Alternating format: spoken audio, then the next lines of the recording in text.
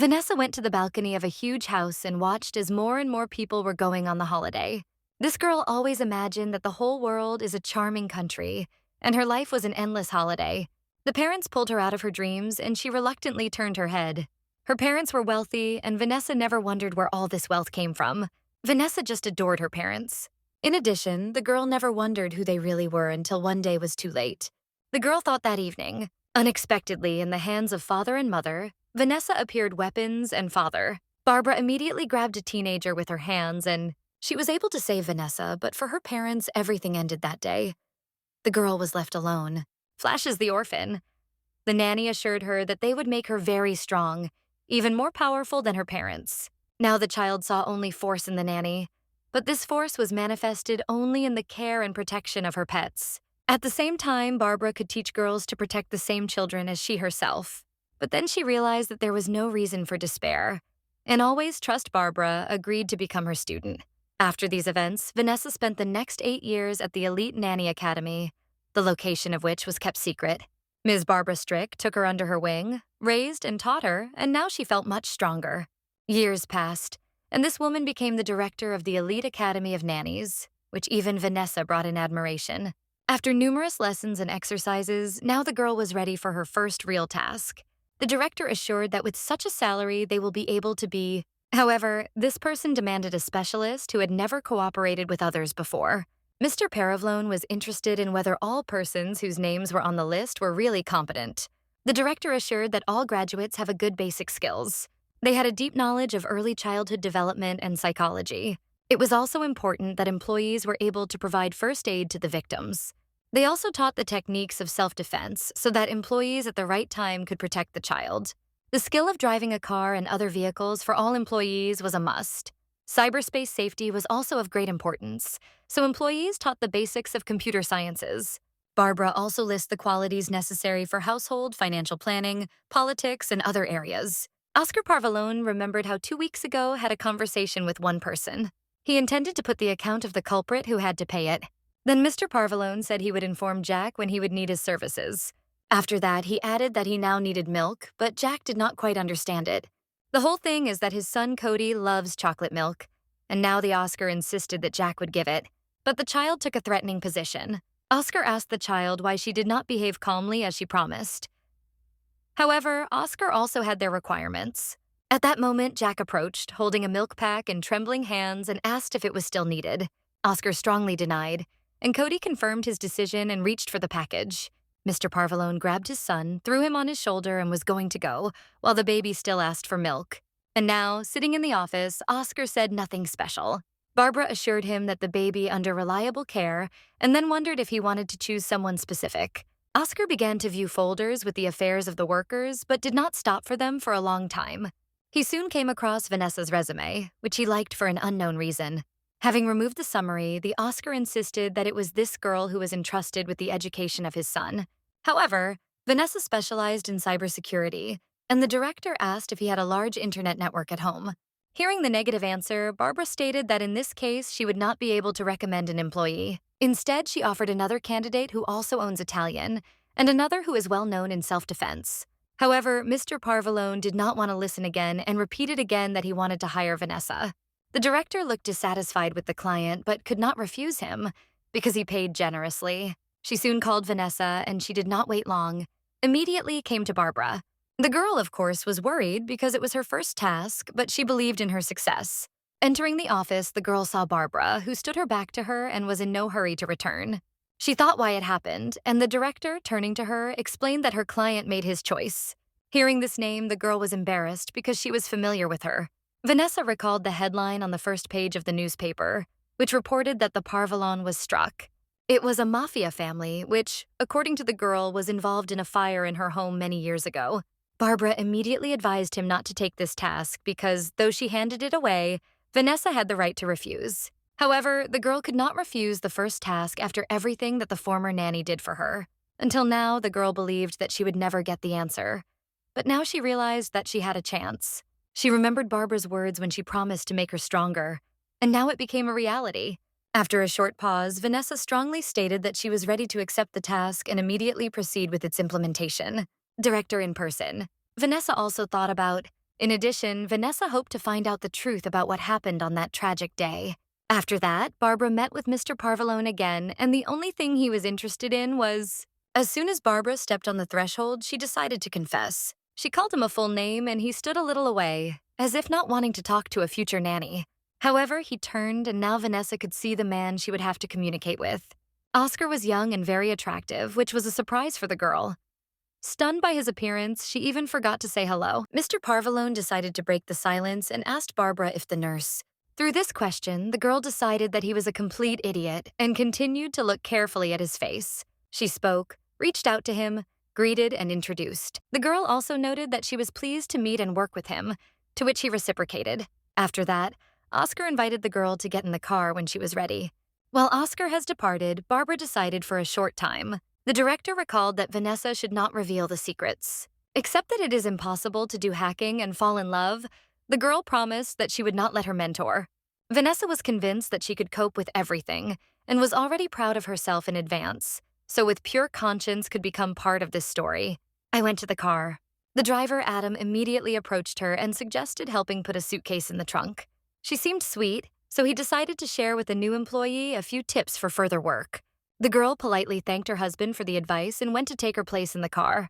She saw that Mr. Parvalone was with her son, who surprised her a little. However, having mastered herself, she hurriedly turned to the boy, asking if he was a son of Oscar. The boy began to be presented as Cordell, but his father interrupted and said that everyone was just named his code. Vanessa did not forget about courtesy and expressed her pleasure from getting acquainted with this boy. After this code, he confessed to his father that he did not trust this woman, and her aroma reminds him of oranges. Vanessa couldn't understand why. After that, Vanessa asked Mr. Parvalone where they were heading. The guy decided to get out of his father, giving him the opportunity to return home. Oscar decided to correct the words of his son a little, explaining that they recently moved from the south of the country. Suddenly, Vanessa heard a click and immediately noticed that the button on the door on her side had dropped. Oscar immediately explained that they always go with a closed door for safety. The girl denied, noting that in the event of an unforeseen situation, it is better to leave the door open. She pressed the button on her side, but Mr. Parvalone stubbornly decided she was right and blocked the door again. He explained that in the event of an attempt to steal his son at the traffic light, it would be better to block the road. Vanessa understood his logic and no longer argued, returning to the screen of the laptop.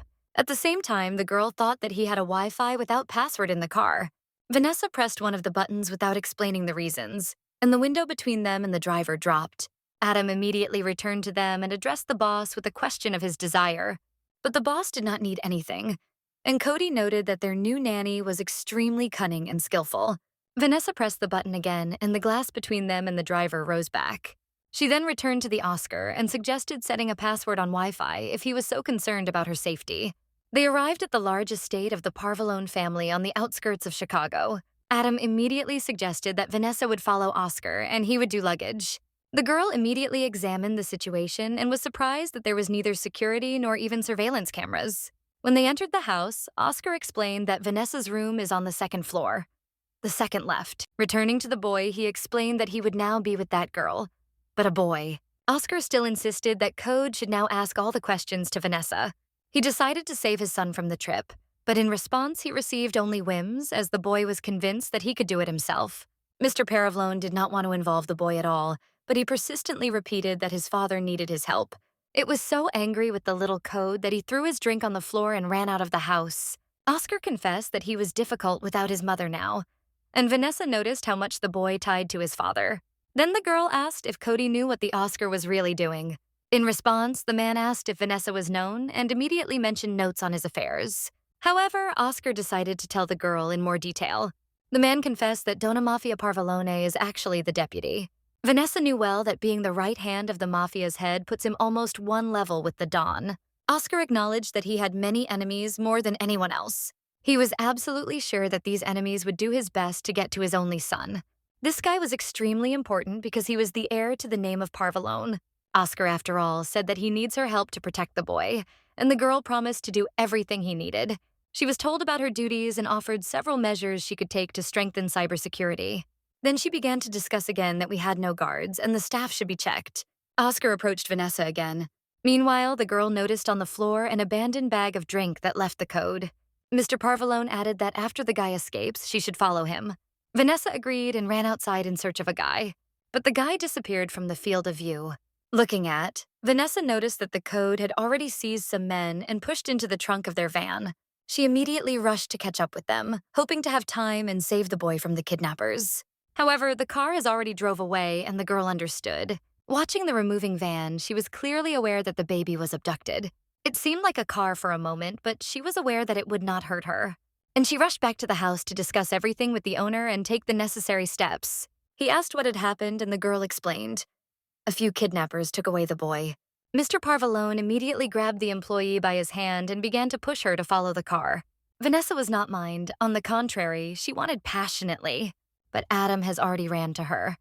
He will become her driver in this case and will bring it where she needs. The girl assured Oscar that she would definitely find a boy and asked him to contact the police. The next moment, the car was already racing at high speed in the direction where the van disappeared. The driver asked where to go, and Vanessa indicated when to turn right and when left. Vanessa remembered the room of Vanwell van and now intended to track it, because she knew the route well. The girl also paid attention to the cameras and noticed that this van lit less than a minute ago. At the same time, Vanessa noted that everything was going too smooth and suspected the trap. The girl asked to turn to the left, and after 2 more traffic lights to the right, and then they will be able to catch up. The nanny also planned to break the nearest base stations to gain even more benefits. Then she began to mutter about what she still plans to do. But Adam did not quite understand all these terms. Vanessa soon recorded 3 signals in the building to which they were approaching. When they arrived, they immediately noticed the van of the kidnappers, and the girl was ready to proceed. There was a security guard at the entrance. He seemed to be a professional, but the girl was surprised that he had no weapon. When she came to him, she immediately warned that she had good training and asked to openly open the door. He only more comfortable leaning on the door and refused to miss the visitor in shape. Without delaying a second, the girl faded her hands in her elbows and struck the bandit even more decisively in the solar plexus. From the impact, the man bent sharply in half, after which Vanessa strongly hit his rib of his palm around his neck. After that, a huge pumped man lay on the floor. His glasses fell out of his hands, and he could not move. Seeing a metal tray on one of the tables, the girl decided to arm himself. A little further, on the opposite side, there was another door with a round window. Carefully looking through the window, Vanessa noticed a semi-light corridor in which a man and a woman were guarded. The girl immediately slammed the door. In response, they immediately prepared for battle, taking a fighting position. Vanessa instantly swung his tray, intended to hit her husband, but he had time to lean and she missed. The bandit jumped instantly and swung his fist on the girl, but she had time to beat the tray. Feeling unbearable pain in his fist, the bandit retreated, and in the meantime, Vanessa moved rapidly. However, she had time to repel this blow and, throwing her foot back, prepared to apply a counterattack. However, Vanessa was not. While they both tried to recover from chaos, the girl did not instantly ran to the boy immediately. Without solving it, she threw the coat on her shoulder and quickly ran out of the building. From the car parked on the street, the driver shouted the words of praise, rejoicing in his success. Planting the boy in the car, she wrapped him to her as if he was her native. Then she began to solve the ropes, asking if he had injuries and how he was feeling. Watching the code sitting, bending, she remembered how she sat the same, frightened after a fire in her home. Vanessa hugged the boy again, assuring that now everything will be fine and do not worry. At this point, Adam coughed a little and realized that he was not feeling well, but he still had to complete the task. At this point, the girl noted that something was wrong with him and worried. However, she soon realized that his intentions were not quite friendly. The next moment, she saw a gun aimed at her and heard Adam's order to get out of the car. The girl realized that this man is conspiracy with the kidnappers and now plans to finish the matter. Adam explained that he had no connection with the scum he hired to test her. Vanessa now realized that it was a test. The girl closed the boy with her body and stated that she would never allow him to accomplish. However, Adam insisted that she did wisely. She took the money and did not stay with a hole in his forehead. The edge of the eye of Vanessa noticed an open laptop and decided to use it. Continuing to distract the driver with the conversation, she reached out to the device and felt the desired button. After Adam heard a rejection of the nanny for the second time, he decided to press the trigger to end her. Soon, the girl confidently pressed the button, holding her fingers in the correct position. From that moment, the glass that protected the driver from the passengers rose, firmly grabbed Adam by the hand, and the gun fell from his fingers. At this point, the girl grabbed the boy and opened the door of the car on her part. The next moment, she was on her back so that the code remained from above unharmed. On the way, she did not cease to calm the boy. saying that they would soon be at home and that he was very brave. As he ran to the house, Vanessa noticed that Adam's car was already in the yard, and she had a lot of horrific thoughts. This time, Cody escaped from her embrace and rushed to his father. Until Oscar stroked the baby on the head, praised the nanny for his excellent work, and announced that she was hired. Now it became clear that even Adam's dialogue was part of the general plan, but he simply did his job. He agreed with her, and Cody even began to praise her for not so bad, quite fast, and even hugged him. Vanessa realized that she had involved her son in this case, but could not help but prevent Code, because the child could have been traumatic. Oscar also wanted to make sure that it could not be intimidated or bribed, and he liked the result. He explained that it had already happened to the previous nannies, and Vanessa promised to watch the code but asked to trust her. Mr. Parvalone could not agree to it because he did not trust anyone and nothing. When Vanessa asked about the reason, he confessed that his wife had disappeared a year ago, the size of a female finger, covered with blood. He also added that the police report did not indicate one important detail. His wife was killed. His face became sad and mournful. He even closed his eyes, remembering his wife. Vanessa noticed how little Code was discouraged when his father plunged into memories. Then she asked the employer not to discuss it now because the moment is not right. Oscar realized what the girl meant and asked her son to go to his room. However, he denied, claiming that he was feeling well and did not seek to go home. Then Vanessa paid attention to the windows and asked where the guy's room was. He scattered a little dissatisfied, not understanding why the new nanny was so interested in the window of his room. The Codes denied this, and Oscar explained that his son's room was on the opposite side of the house. Vanessa decided it was a room with flower pots, but the guy objected again. After that, he grabbed the nurse by his hand and pulled her behind, intending to show what his room actually represents. And before the girl had time, Oscar told her to enter her office in 10 minutes. After that, she hurried after the boy, and his father only looked at them. Adam, who stood nearby, noticed that he liked this girl and advised the owner not to frighten her. Oscar believed that if Vanessa could be scared, then she was not a place here. Code on the road, thought the nanny. Vanessa explained the boy that she would be able to make an idea of him on the basis of what she saw. The girl was very concerned because the boy perceived this abduction too calmly. The boy explained that they had not yet been removed because they have recently moved and somewhat left from previous owners. When the Code explained that these are children's things, the nanny said they even liked it. However, she suggested that the boy not show the room if he did not want it. However, the guy believed that it was just a room. In the next moment, they were in a fairly spacious room where a real mess prevailed. Immediately before them, a huge number. Then the girl noted that the Code had many almost identical costumes, even more than the Trunar. Otherwise, there was a creativity area that helped the child cope with internal experiences. Vanessa immediately thought that the boy should reduce sugar consumption and diversify his wardrobe. Until the nanny looked, Cody hid a few toys in the pillows, feeling the slight discomfort. He explained the presence of empty boxes by the fact that the maid does not love him very much. The girl smiled again, not understanding how it could be because he is so wonderful. She even wanted to touch the baby's hair, but he immediately waved. And then, looking from under his... But Vanessa didn't even try. She realized that no one would ever be able to replace the baby's mother. She also explained the boy that if he does not like it, she could stop taking care of him so much. Vanessa tried to play the boy again, accepting his order, but he reminded her that it was time to go to her father. The girl realized that the right moment had come and immediately went to the office of the chief. On the way, the nurse thought that this boy was too stubborn, but at the same time it could be understood. Oscar invited her to go, and Vanessa immediately noticed that this man had changed a little. In these circumstances, Mr. Parvalone looked as scary as Don's deputy seemed. The girl immediately reported that she had left Cody in his room, asking if it was scary. She also confessed that she had a little pressed on the nanny, but the girl did not think it was something insignificant. Vice versa. She promised her boss to reach the essence of the case, despite any loss. Vanessa meant that those who killed Mrs. Parvalone now threatened her son, and she was ready to protect the boy, as well as to understand everything so that the Code would no longer be dangerous. Oscar confirmed that the threats began immediately after his uncle, Donna Mafia, appointed the boy. The girl noted that the contract did not state that his family was threatening.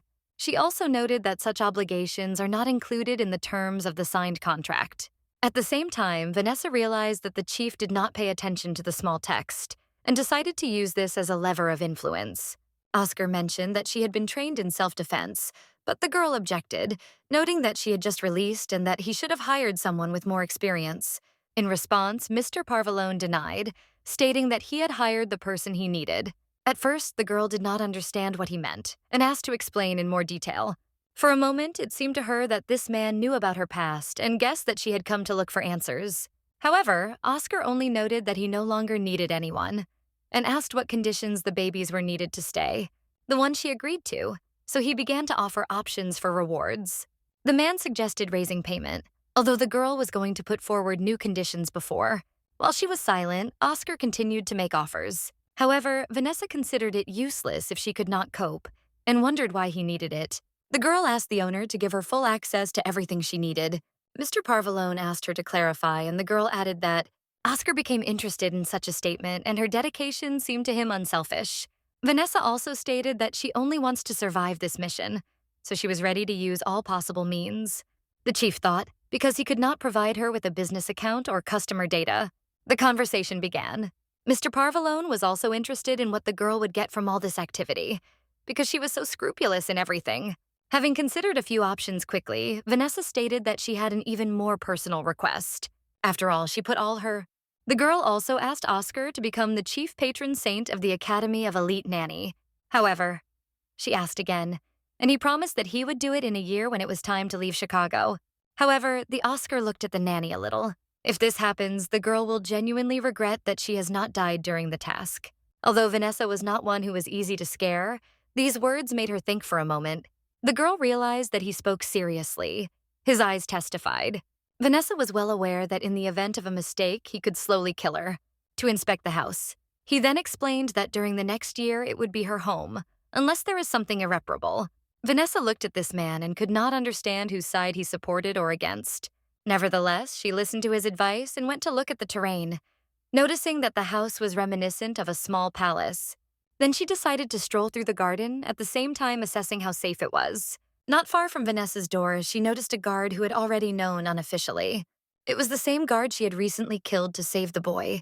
Going to the fence, the girl noticed that his height reached 3 meters and on the top stretched prickly wire. Continuing to go, Vanessa noticed that there were beautiful things, such as fountains. So, Vanessa thought it would be great if she was able to bring the baby to the park. Returning to the house, Vanessa went to look for her room and found that she was quite spacious. However, having opened a suitcase, the girl saw horror that the device had disappeared. It happened at a moment when she jumped with the boy. Looking out the window, she hoped to pick up her device immediately. But there were no cars in the yard. Then the Oscar went to the nurse. Vanessa immediately asked how to return her laptop, and the boss promised that Adam would deal with this question. Then the boss turned sharply and said angrily that he did not need her reasoning. He then repeated the nurse again that her only task is to take care of the boy's safety. Vanessa still heard Shurchite behind the boy's room. Oscar did not pay attention to it, hastily heading to the destination. The girl realized that Cody heard everything, and it upset her because he was still too small. Then she went to the dining room, where she was invited to sit at a big table. Vanessa noted that there was too much food, though she was hungry. It seemed to her that it was too much. Mr. Parvalone was already sitting opposite, ready to start a meal, watching her carefully. Although the girl was trained in etiquette, she still felt some discomfort. Lisa first wondered what Mr. Parvalone brought here. She heard that it was only a business. It seemed a little strange because it did not belong to the local mafia. Her interlocutor calmly agreed with her opinion because it was really true. The nanny noted that Oscar did not feel reproached. However, she did not stop the conversation and decided to ask the chief another question. Vanessa explained that if there were no special plans today, she could teach a boy of language or other art.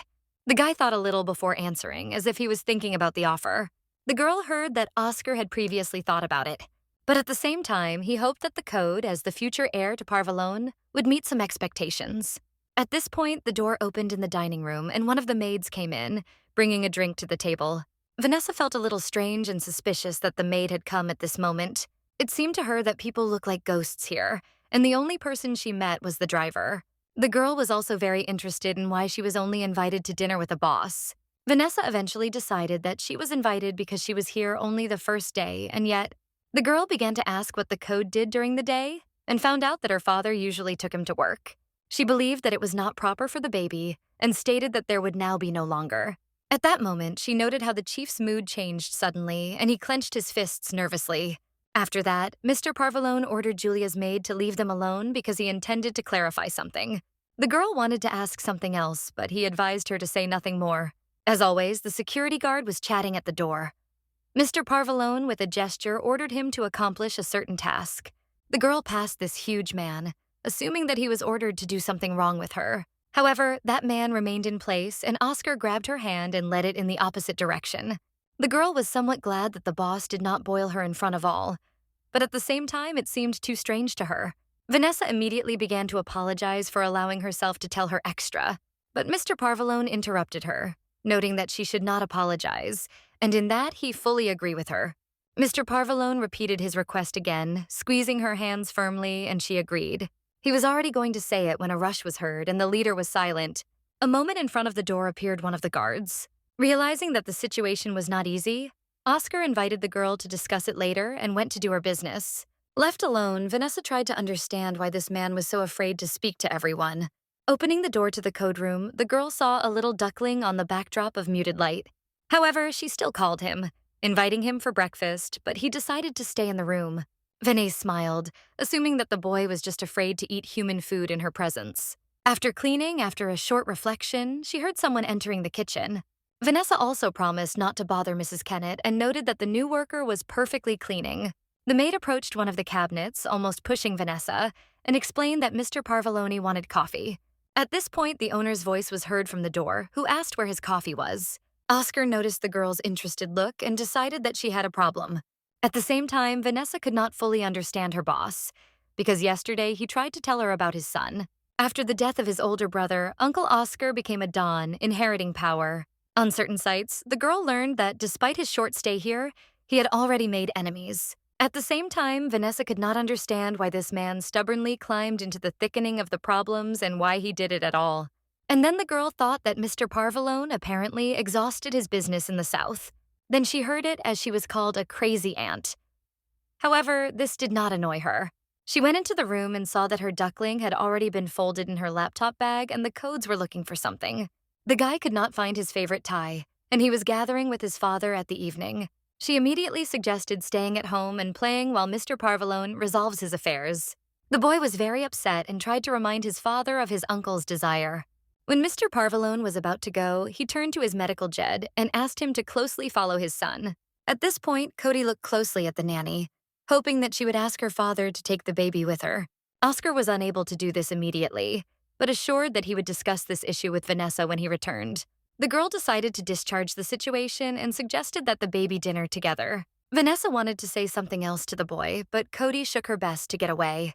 But the guy did not see anything funny about it. She understood Coda's feelings well because she was once in the same situation. In the memory of the girl again, memories of her burning house, and there was nothing funny in that. That night, Vanessa couldn't fall asleep again. She was again feeling that someone was watching her. She searched the whole room in search of cameras but found nothing. However, the feeling of presence did not disappear. However, despite all these circumstances, it is time for her to prepare for her duties. She looked at her perfectly decorated room and felt that something horrible was hiding behind this perfection. But then Vanessa noticed as the sun was rising and decided to go out on the balcony to enjoy its rays. Standing for a few minutes, she returned to the room and decided to use the search engine. She immediately noticed that Cody was comfortable settling on her bed, and the nanny invited him for breakfast. Cody still gave up her disgusting food and did not even think to go anywhere. Suddenly, he became interested in the park and asked the nanny to tell him in more detail. She also reported that there is a zoo elsewhere, but there is a bad smell, as well as numerous fountains. However, she agreed to go there with the code, but only if they have breakfast together. After a while, Vanessa watched her foster son feeding ducks with breadcrumbs. Watching the code, the nanny noticed how this boy was really sad for her father, who disappeared for about a whole day. Soon, the boy was tired of feeding ducks, which, as always, argued with each other. In the end, he threw the remains of bread into the fountain. He then turned to Vanessa and asked him to buy ice cream. The girl noticed at the time of dinner and did not want to spoil her appetite. But the boy asked again, this time adding the word please and stressed that Dad always buys him ice cream. At that moment, the baby looked so charming that Vanessa could not refuse him, but agreed to only one ball. She pointed to the tent with ice cream and invited him there. The codes denied, noting that his father always buys him ice cream in the old quarter, because there is even a fistashkovo. The girl agreed because he wanted this ice cream so much, and they went there. There were many people there, and the place was reminiscent of the tourist area. Approaching the cellar, Vanessa immediately ordered the boy's ice cream with chocolate crumbs for the boy. At this point, Cody considered the ice cream carefully, which he sought to taste. But suddenly, he rushed out of there as if a whole flock of robbers chased after him. Vanessa barely had time to notice which direction the boy ran before he lost in the crowd. She immediately rushed to catch up, but the boy had already disappeared. She began to call him, but she forgot his name. The driver soon told him about the entrance video call, and he asked who he was from. The driver did not know why, but recommended not to make his uncle wait. Then Oscar agreed to talk to him and asked the driver to connect them. The voice in the winner sounded a little worried, and Oscar first thought that something serious happened. Johnny listened and asked Oscar not to start a conflict because he knew his good luck well. In addition, the Normans are looking forward to when the Oscar prepares the soil, and he gave them such a promise. Uncle Johnny did not forget to point out that the future empire would eventually move to his son. He also asked his nephew to never forget for whom all this was done. After talking to the office of Johnny, an employee in a robe, contaminated with blood, and reported that everything was ready, Johnny was going to leave, thinking what this man would tell him this time because he sought to hear something new. Johnny's repeated lies have become boring and exhausting. Fun from his nanny, he intended to find transport to get to his father. The driver informed the boy that the bus was heading to the station and explained that he needed to go there. The only thing that worried him now is to get to his father faster and meet him. Vanessa saw this playing in this because she was confident in her skills. And Cody, who had been on the road for a long time, felt that his legs were swollen, so he stood up. A few minutes later, he had already arrived at the right stop and left the bus. 8 minutes ago, the nanny, confident, quickly finds the boy, began to think about a plan of action. At the same time, the girl realized that although the codes were going fast, she could not last long. Then Vanessa thought about a bicycle, but she was not yet sure if the guy was able to ride it. In addition, the guy. Then Vanessa heard the conversation of girls who discussed the baby in a cute suit.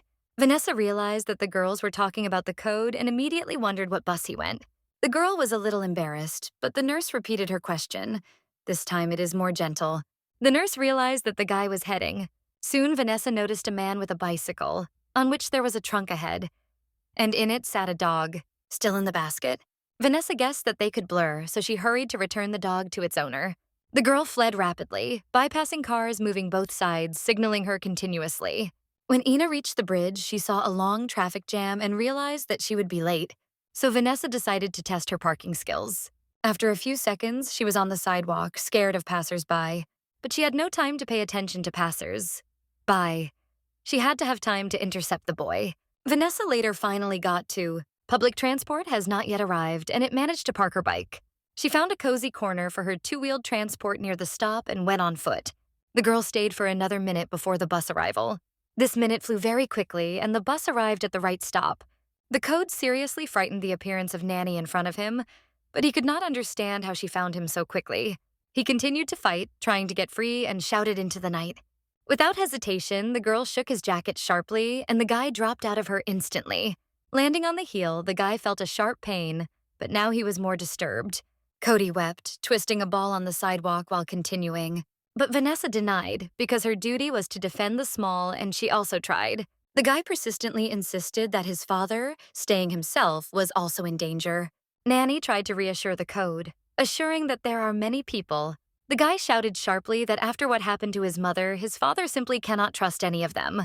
Vanessa realized that according to the boy, the guards deliberately warned her. The girl did not know how his mother died, but understood the feelings that overwhelmed him. But Vanessa decided to convince the boy of his mistake because she had some knowledge. She promised to protect the code with all his might, even if she had to save him from herself. The guy denied and confidently stated that he would still try to escape. After that, silence reigned between them. Dishes, and the boy began to ask for permission to go to his room. Vanessa put a boy to sleep, adjusting the light in his room so that it is not too bright. She left, leaving him alone, and he wrapped in the blanket almost to the head and felt a little tired from the day. Sitting at the code door, the nurse remembered that for 2 nights he did not sleep at all. Her eyelids were extremely difficult, so Vanessa decided to close her eyes for a few minutes. The girl, not suspecting it, plunged into a deep dream, so deep that she did not hear the sound. Oscar, leaning above him, confirmed that he really returned, and the code whispered that he missed him. He was reckless and tried to escape from her to help his father. Mr. Parvalone noted that his son was cunning and also acknowledged that he heard the conversation of the guards. The guy also confessed that Vanessa stopped him, did not let him go on the road, and forced it to return home. There was still one unresolved task, and the man had to do something with a ball that slept in his skirt. Then he looked at Vanessa again, and in this pose, she seemed no more dangerous than a kitten. At the same time, Mr. Parvalone realized that regardless of the circumstances, his son was safe. The nurse heard the whisper of the chief in her ear and opened her eyes, but she did not have the strength to rise. Vanessa barely moved her head to look at him and realized that he really returned. After that, the Oscar helped the girl. But Vanessa did not want to see her boss. He did not argue with her and just let go, but as soon as the nanny almost fell back, Oscar did not get lost, raised the girl again so that she would not injure, and insisted that she would hold her. At the same time, the boss did not reproach her, because he realized that Cody just wanted to meet him. Vanessa was well aware of where this smell came from, because the boss came out the aroma of blood. She repeated to herself that it was necessary to keep a little coat away. Oscar leaned back to her and asked not to shout about it if her own safety. The girl was surprised at how loudly her words sounded.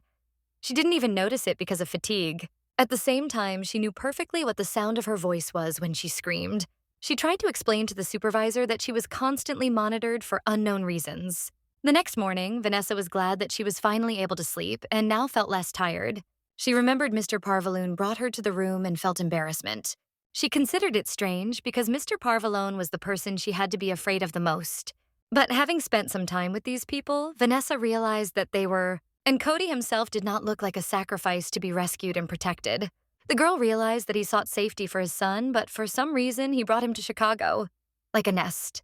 It even made the girl feel a slight shame, because at that moment she felt something. It should not forget about the ban on the Academy on emotional attachment. But the time for distraction was no longer left. At the same time, she decided her heart, thinking she did not immediately notice the Code, who was running past her on an inflatable boat. The guy was so in a hurry that he did not always have time to enter the turns, hitting them with an inflatable duck. Meanwhile, the nurse did not stop calling the guy to stop and talk to her. The yard where the large swimming pool and several sun loungers are located. Seeing her, Oscar explained that they had a day by the pool today, and they planned nothing else. Oscar has not slept yet and enjoyed looking from the window. He later noticed a transport that belonged to someone else. This car stopped near his house for the third time in a week. Mr. Parvalone did not consider strange that the mission should be fulfilled. At the same time, he prepared something like an investigative board on the map, where he marked all the events. Subsequently, his efforts began to give results, and a more clear picture of events was drawn.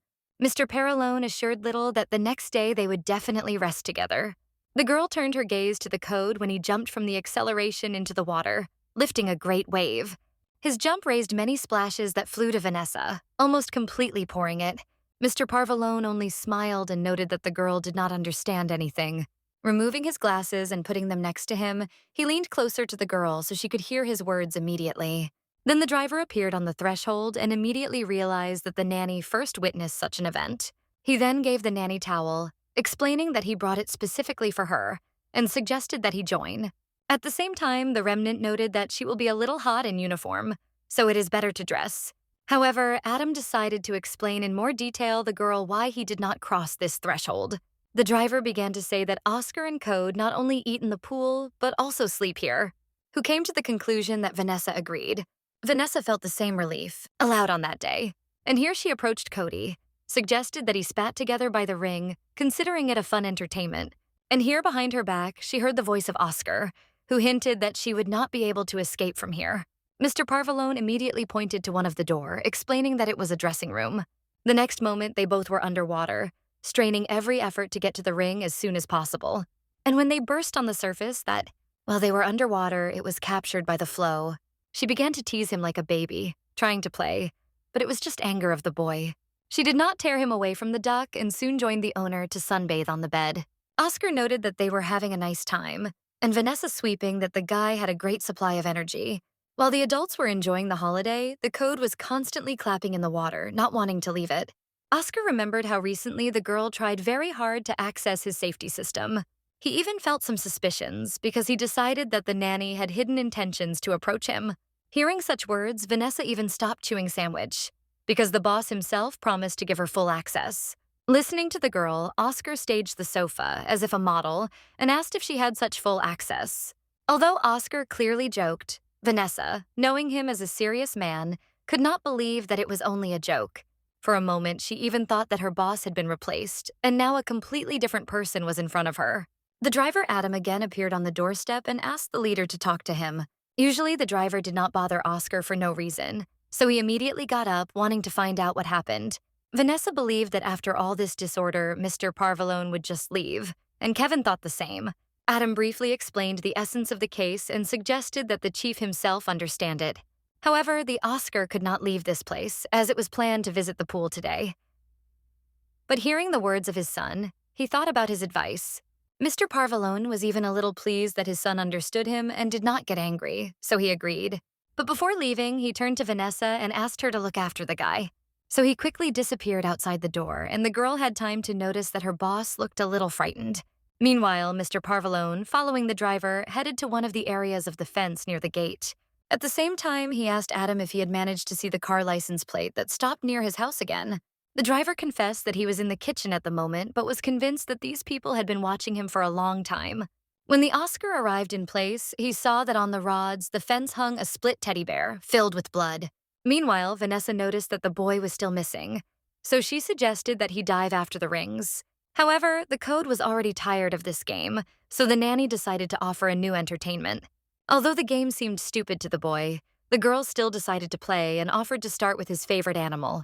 Cody only looked in question, and the nanny, in turn, accepted a somewhat thoughtful facial expression. And then she tried to guess what animal he likes and called the giraffe. However, the giraffe was not an animal who liked the code, and he jokingly pushed the nanny into the pool. The girl was convinced that she knew it, because she was his nanny and just couldn't help but know. After she listed all the dishes she ate with appetite, she called asparagus.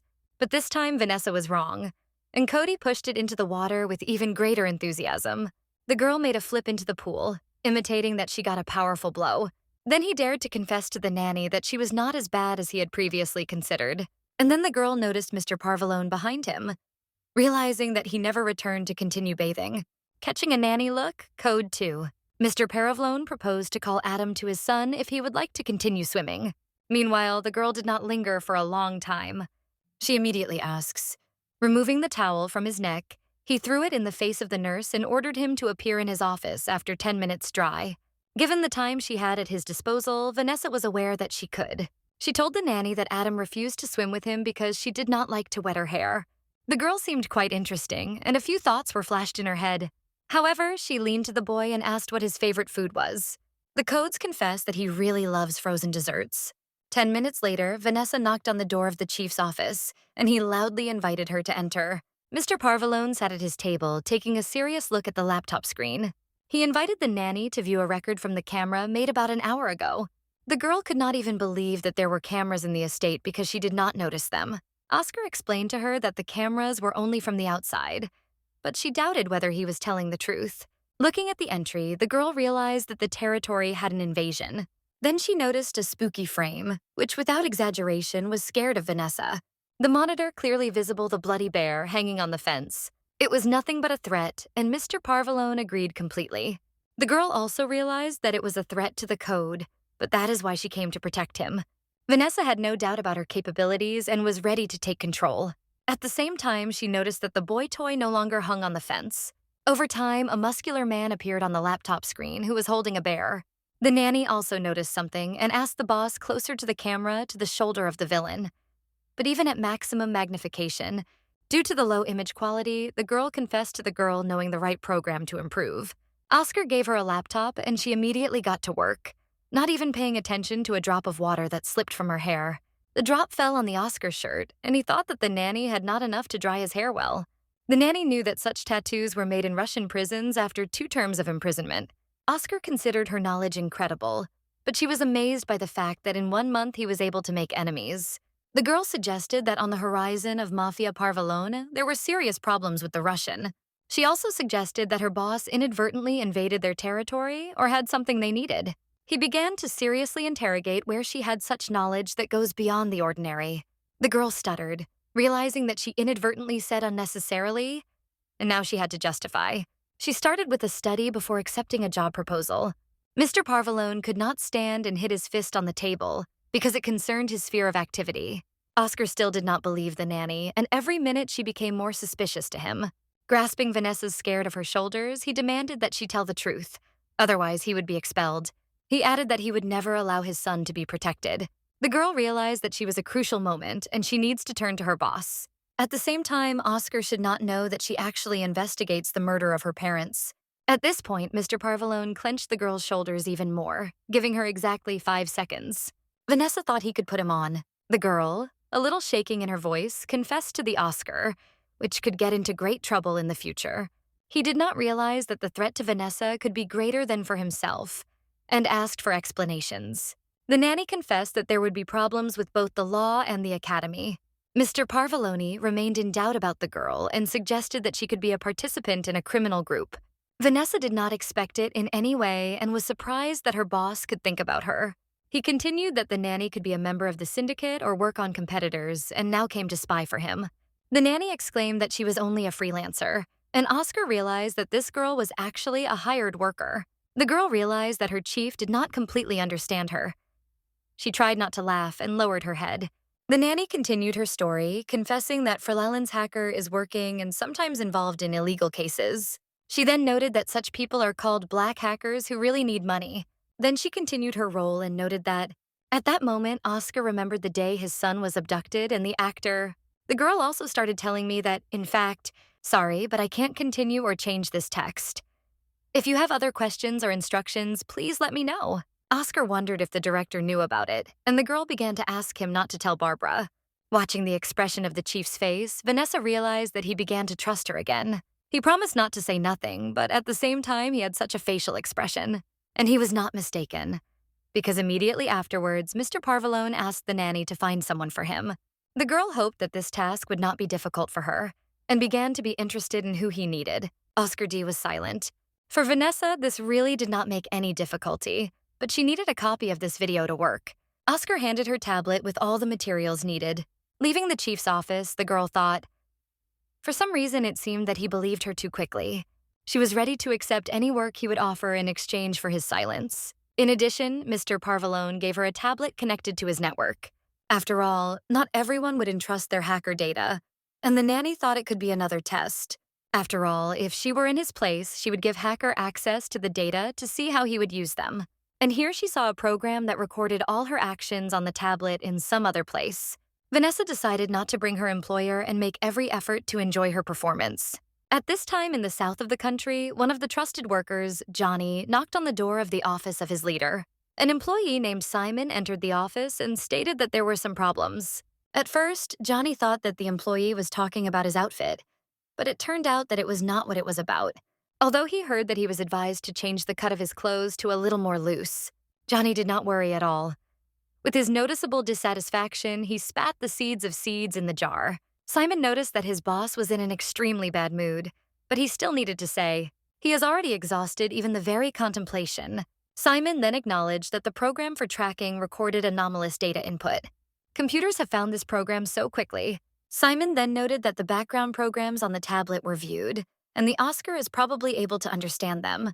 The chief still did not see the problem, because he did it specifically for his relative.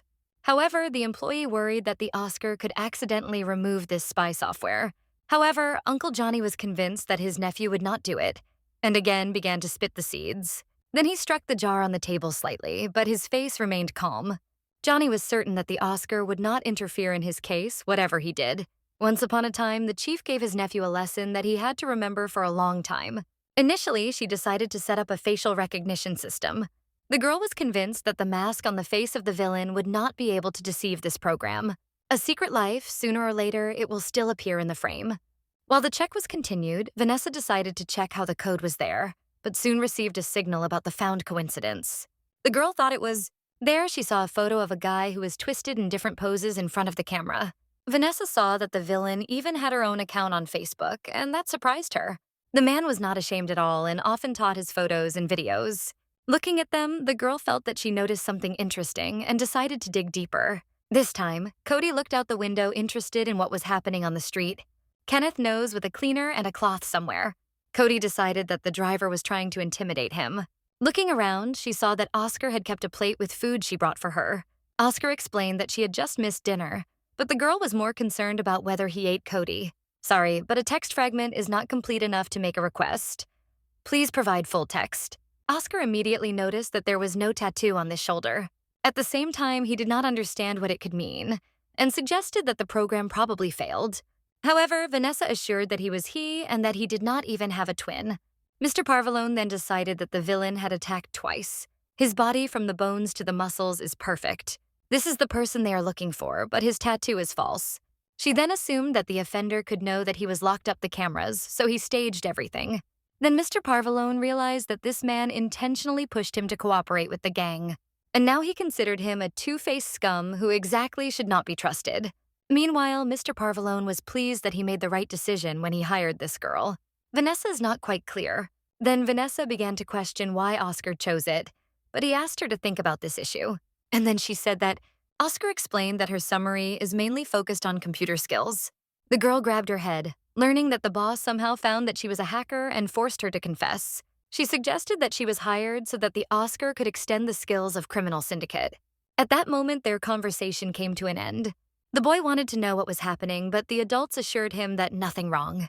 He again asked why Adam did not allow him to go outside, and in the meantime, the maid went to the central gate with the bleach. In addition, there are now 2 guards at the rear entrance to the house instead of 1, which was not previously. Oscar explained that Adam only cares for the cleanliness of the baby, and the second guard is trained. In addition, Mrs. Kennett is constantly clearing something, and they have discussed her responsibilities again. However, Mr. Parvalone had already taken his son. Oscar turned to the nanny and asked her to confirm everything he had just told his son. The girl remembered Barbara's warnings. First of all, she should take care of the baby, defend her, and obey her boss. It must act if Cody is in danger. And now she has confirmed the words of the chief. Vanessa had to protect the boy, even if it would benefit from his father. Or anything, making every effort. Left alone, the girl again took to work and stayed for a laptop until late in the evening. When everything was prepared, she went to the office of the manager and knocked on the door quietly. He did not wait long, and it made me feel that I was not in the spirit. Nanny reported that all the places where this offender was seen were not related to his home or legal business. Oscar approached his board for investigations, although the nanny preferred not to know the details. Drawing a few more marks on the map, the boss asked if the girl had any other things with him. Vanessa wanted to negotiate with him on the drawing lessons for the code the next day. She believed that the guy had a talent to develop, so Oscar decided that Adam would go with them. Vanessa thought they would go by train, but Mr. Parvalone remained firm in her decision. Then the nanny came out, and her boss realized that she was starting to take care of him again. However, he still needed this girl, so he was not too concerned with her changing behavior. He didn't need to be. The next morning, Vanessa went to the kitchen to cut an apple for a small student. Soon, Mr. Parvalone appeared, who intended to ask Mrs. Kennett to make him coffee. However, not finding it in place, he thought about another plan. Mrs. Kennett's absence pushed Vanessa to take his duties in the kitchen and to prepare a drink personally for him. During the preparation, Vanessa decided to report that today there was quite interesting news on the network. Mexicans found weapons, and as a result, they lost their goods by almost $1 million. Oscar smiled mysteriously, hinting that he had previously considered such things uninteresting to the girl. However, Oscar hastened to reassure the nurse, assuring that it was not his hands and that he had nothing to do with it.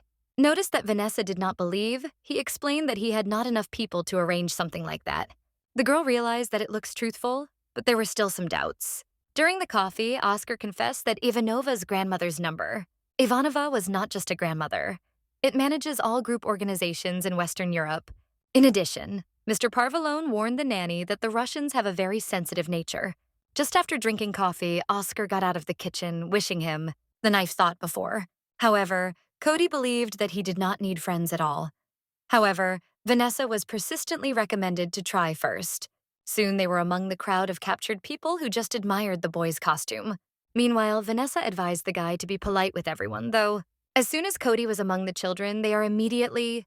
The guy decided that the children thought so because of his outfit, but the suit was needed not only for parties. Then he proudly noted that he was wearing this suit so as not to tarnish his honor. Then another guy named Clark approached and asked others not to touch the newcomer. He himself handed the boy an apron, which he had to put on, not to get dirty.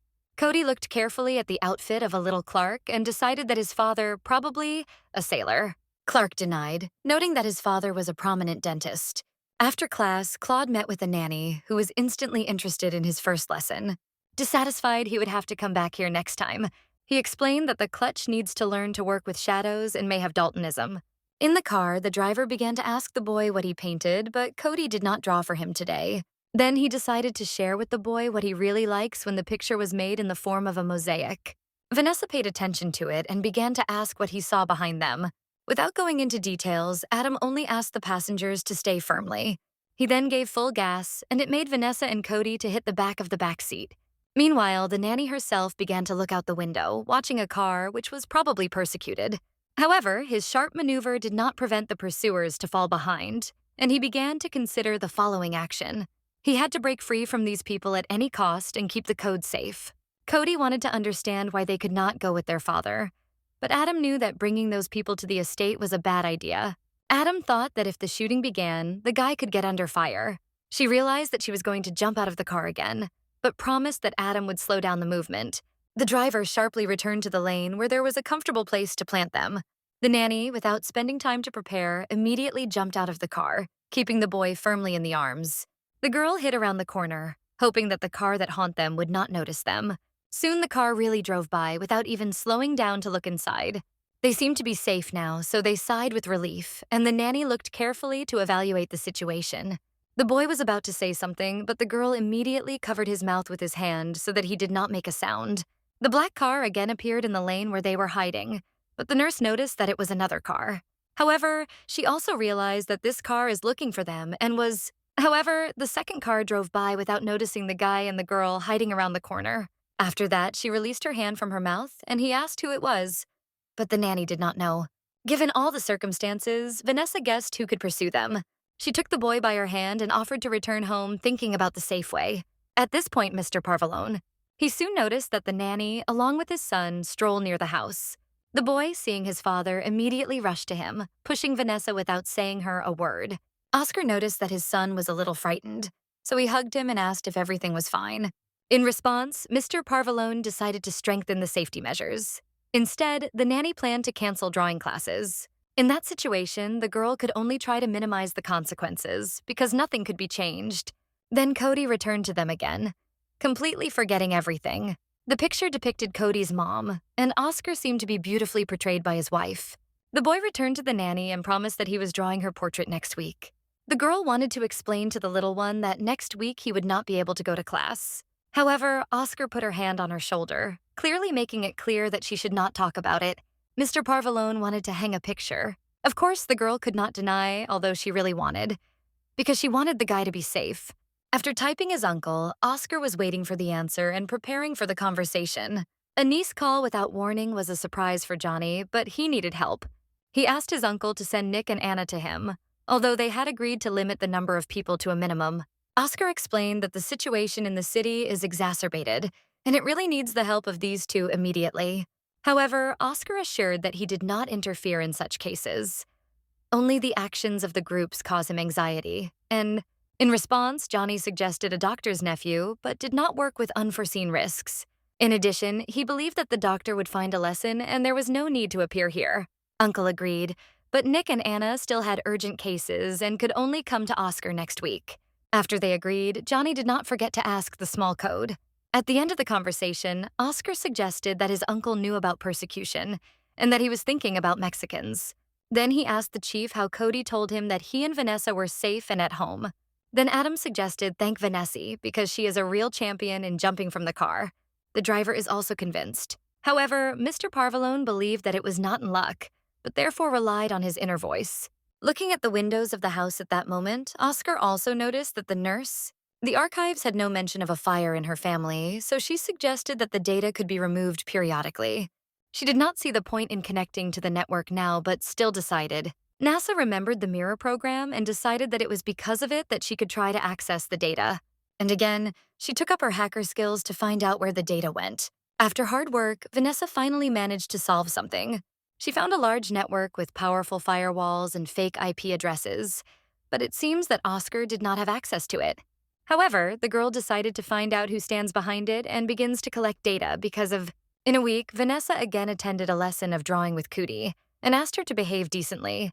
However, the guy denied that he could not behave with dignity because he considers himself perfect. The girl noticed his unbreakable confidence for herself, but hoped that he would do nothing unreasonable.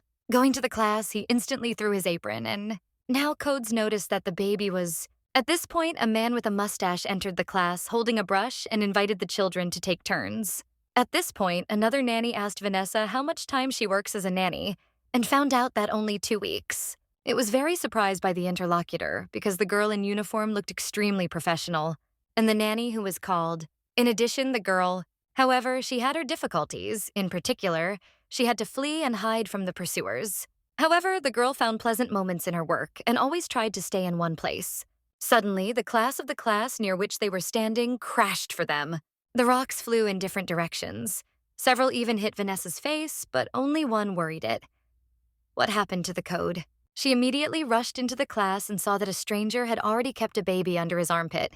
Other children were very frightened and wept immediately because they are still too small for such events. Vanessa was not confused, gained momentum, and decisively rushed to this villain, which laughed at such an act. Noticing the nanny approaching, he ordered her to stay still, otherwise the boy would suffer. The girl stopped, but continued to release him to release Cody, promising that then he would not hurt so much. He noticed something, and at the same time he fired, after which the blood immediately began to flow on Vanessa's hand. It was Olivia that decided to solve everything in its own way and get rid of a professional nanny. Then she shot again, and this time Vanessa fell to the floor, stopping her movement. The man with the boy decided to get out immediately. That the driver of this family does not notice anything. At this point, Vanessa began to clarify in her head, but she felt severe dizziness. She slowly moved the corridor, leaning on the wall, and even in this state tried to find the code. Then Adam appeared. Hearing the shooting, he managed to pick up the girl in his arms when she almost fell. He was underground near the river, and the driver immediately suggested that Mr. Parvalone's geolocation. Adam had already put a bandage on the nanny hand when she suddenly got caught and did not want to wait for her boss.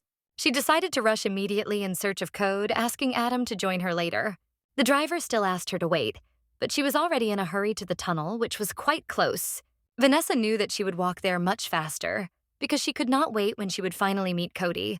She soon got the right tunnel, but the road covered the lattice gate. In addition, they were also closed by a huge old rusty castle, which significantly complicated the task. But the girl decided, fortunately, the castle was so rusty that it broke from the first blow, and Vanessa failed inside. Walking a little further, the girl noticed a guy tied with a rope, who immediately shouted about the danger. Suddenly, a man who took the boy again appeared before the girl and again set a gun on her. However, she decided without hesitation to take advantage of her skills, and immediately grabbed his hand. She clenched his hand even more and with his other hand pressed her palm, taking a gun.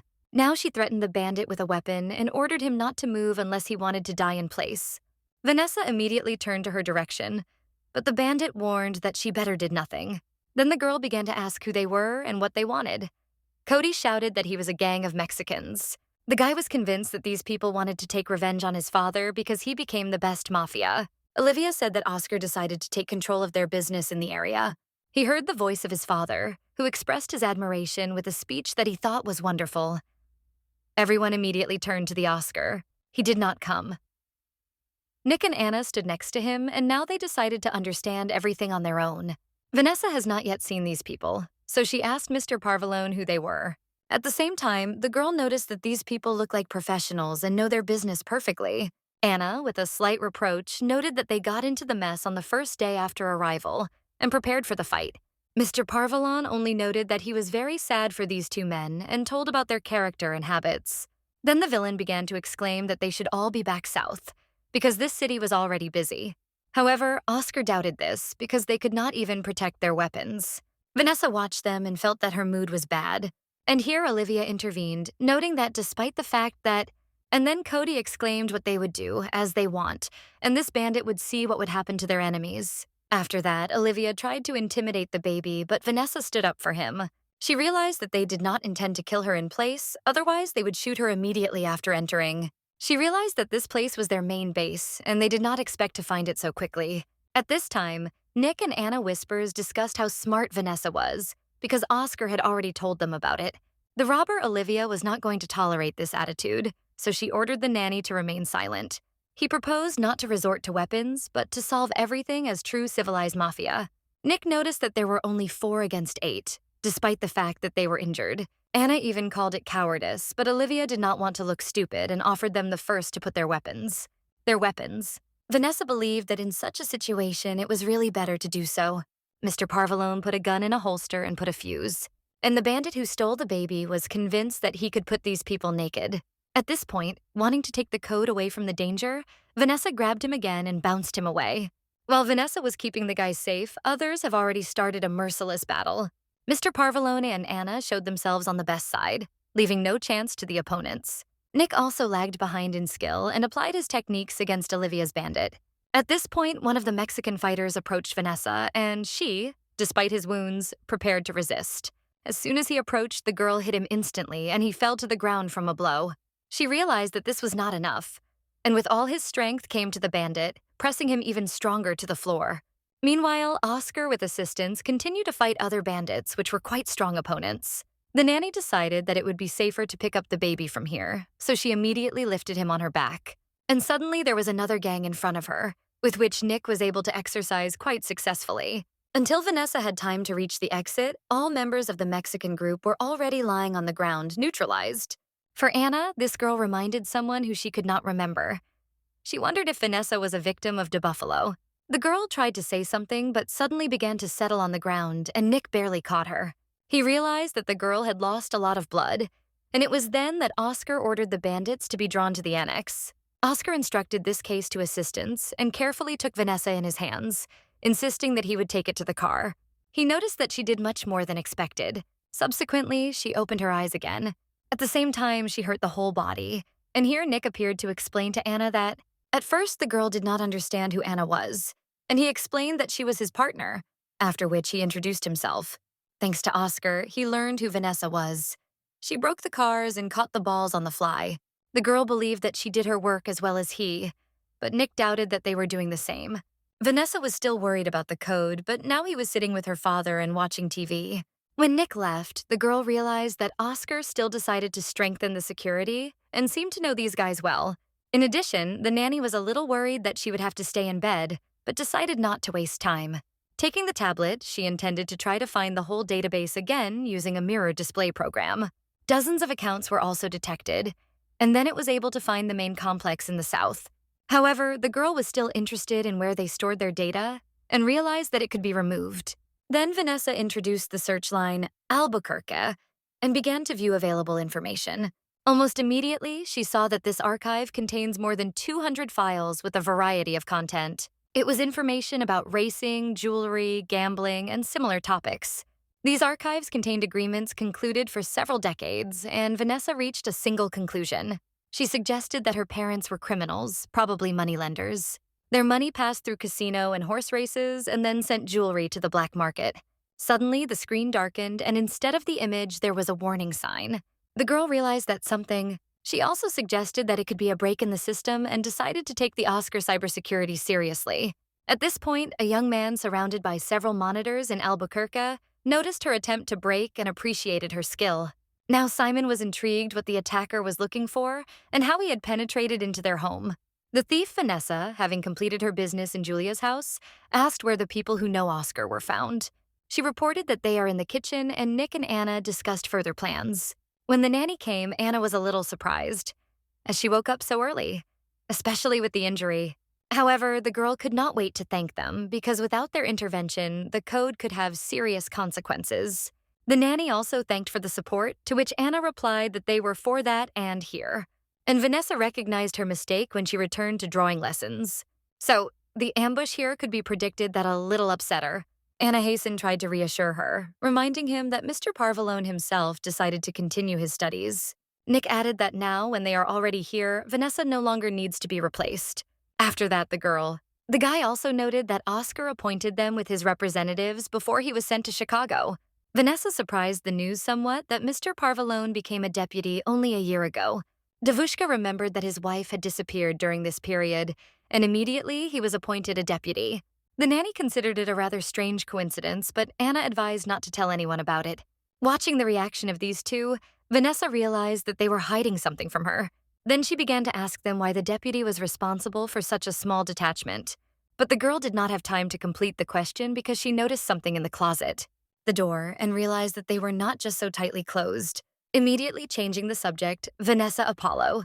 She confessed that she should still prepare boiled eggplant for breakfast. "I'm here, near the locker."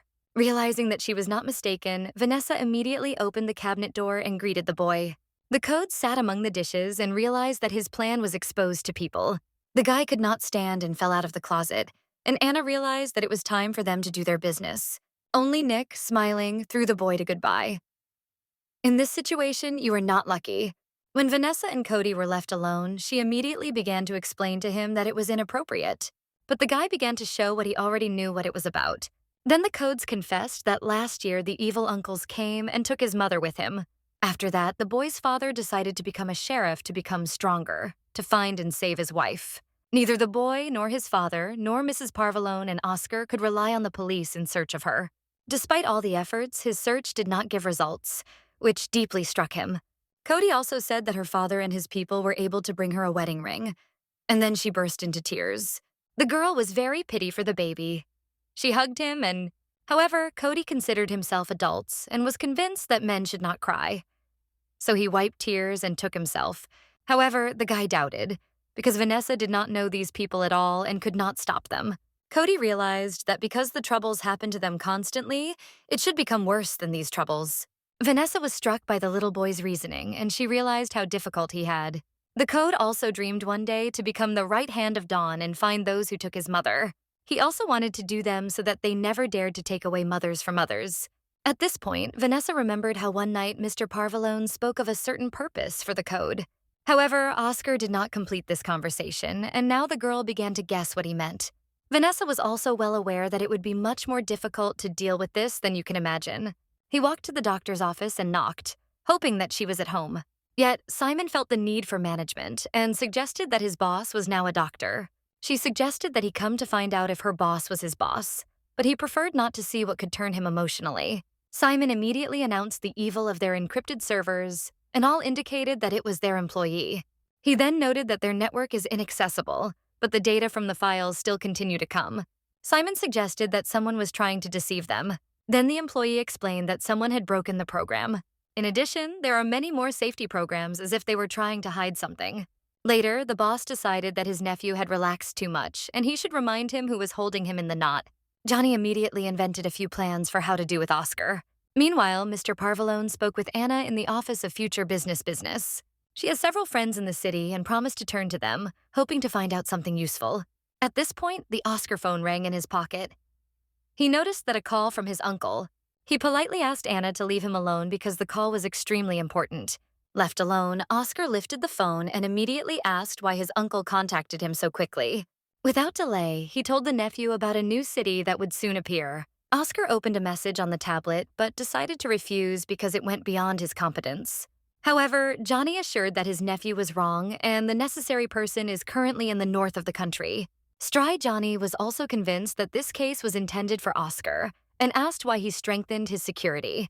Johnny suggested that his nephew decided to equip a new base, but he denied that he did not need Nick and Anna. Someone updated his internal network without permission. But Uncle Oscar explained that he had a new specialist who probably overdone a little, but assured that everything was powerful.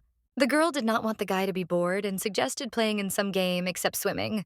Cody asked what kind of games she was in mind, and Vanessa listed several of them, including hide and charade. But all these games seemed meaningless and uninteresting to the boy. So he again hid his face in the back of the sofa. Suddenly, he jumped and exclaimed that he came up with what he would play, and offered a game in spies. Vanessa guessed that he was planning to spy for his father, but the guy pointed to the guards in the garden. Kirill felt something wrong here, but Kostya was convinced that these people thought something. He took the nanny and went to the window with her. On the street, several employees fussed with boards and shovels, and did not show anything in their actions of the suspicious. But the guy was convinced that he was right, and hoped that the nanny was also interested in finding out what they were doing. Vanessa agreed that the Code was comforted, and then he added that they would need ninja masks. Soon they were already hiding in the hallway, pulling balaclava on their heads, trying to go quietly and unnoticed. Ms. Kenneth passed and stated that if she learns about their presence in her room, no one will ever find their bodies. The nanny and the boy carefully sniffed into the window, and the Code saw a bunch of firewood as if someone had built something. Vanessa inspected the original structure and suggested that it could be a barn for garden tools. However, there was another way. The girl also believed that there was no need to involve the chosen team of guards for its construction. He adopted this proposal with enthusiasm and immediately rushed to wear a swimsuit.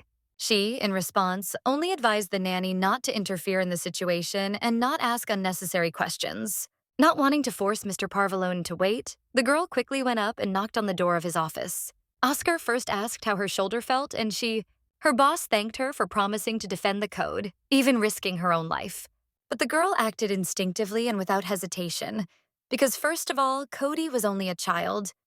Then what a conversation was gaining a home shade. She asked what her boss wants from her. Oscar did not hesitate and asked the girl to find another person for him, because it was important to him. Vanessa immediately decided that there was a new threat, and immediately looked out the window on the code that was in the pool. However, Mr. Parvalone did not mean his son. This time, he needed to find another person, so he handed the nurse a photo. Considering the man's face in the photo, Vanessa noticed some resemblance to Oscar. This man was his cousin, asked for a nanny about the service. Although she gave herself a word not to help if she was not concerned, she looked at the leader and noticed that his face reflects sincere anxiety. But this was enough for Mr. Parvalone, and he immediately politely thanked the girl for his help. This time, she conducted chemical experiments, creating a volcano. She explained that this is possible if you combine the reagents correctly. Cody noted that it was recalled by Nika and Anna, whom he also considered quite explosive. Then Nick himself entered with Oscar and added that he could be dangerous. Mr. Parvalone was going to leave, but before that, he needed to talk to Vanessa. Subsequently, she took a small piece. The girl also noted that this man is now in St. Louis, for which the boss expressed gratitude to her. He immediately ordered. Oscar leaned to his son and promised that when he wakes up in the morning, he would be able to see his father returning. The boy asked what happened in St. Louis, but his father did not tell anything special, only at the end. Cody joked that it was a kitchen. At this point, Vanessa looked out the window and noticed that a lot of soil had been removed from the ground and suggested that it could be related to a deep foundation. Vanessa realized that she is unlikely to understand what was happening in this house. Then she saw that the code was going to add the reagent to the volcano and screamed to put on protective glasses. Nick suggested that a man should be here now if his daily schedule was true. Oscar was convinced of this, but Nick still asked boss to be careful because he was not yet sure of Vanessa. Adam confidently returned to his boss and noted that he was the person. Then he asked if further actions were needed. For half a minute, Oscar met with the cousin Richard, who was surprised and did not understand how he was found. The boss explained to him that it was impossible to escape from his family, after which he and Nick grabbed the cousin. However, Oscar did not listen to him and just stuffed him into the trunk, even when he insisted that it was not too late to let him go. But Mr. Parvalone couldn't do it.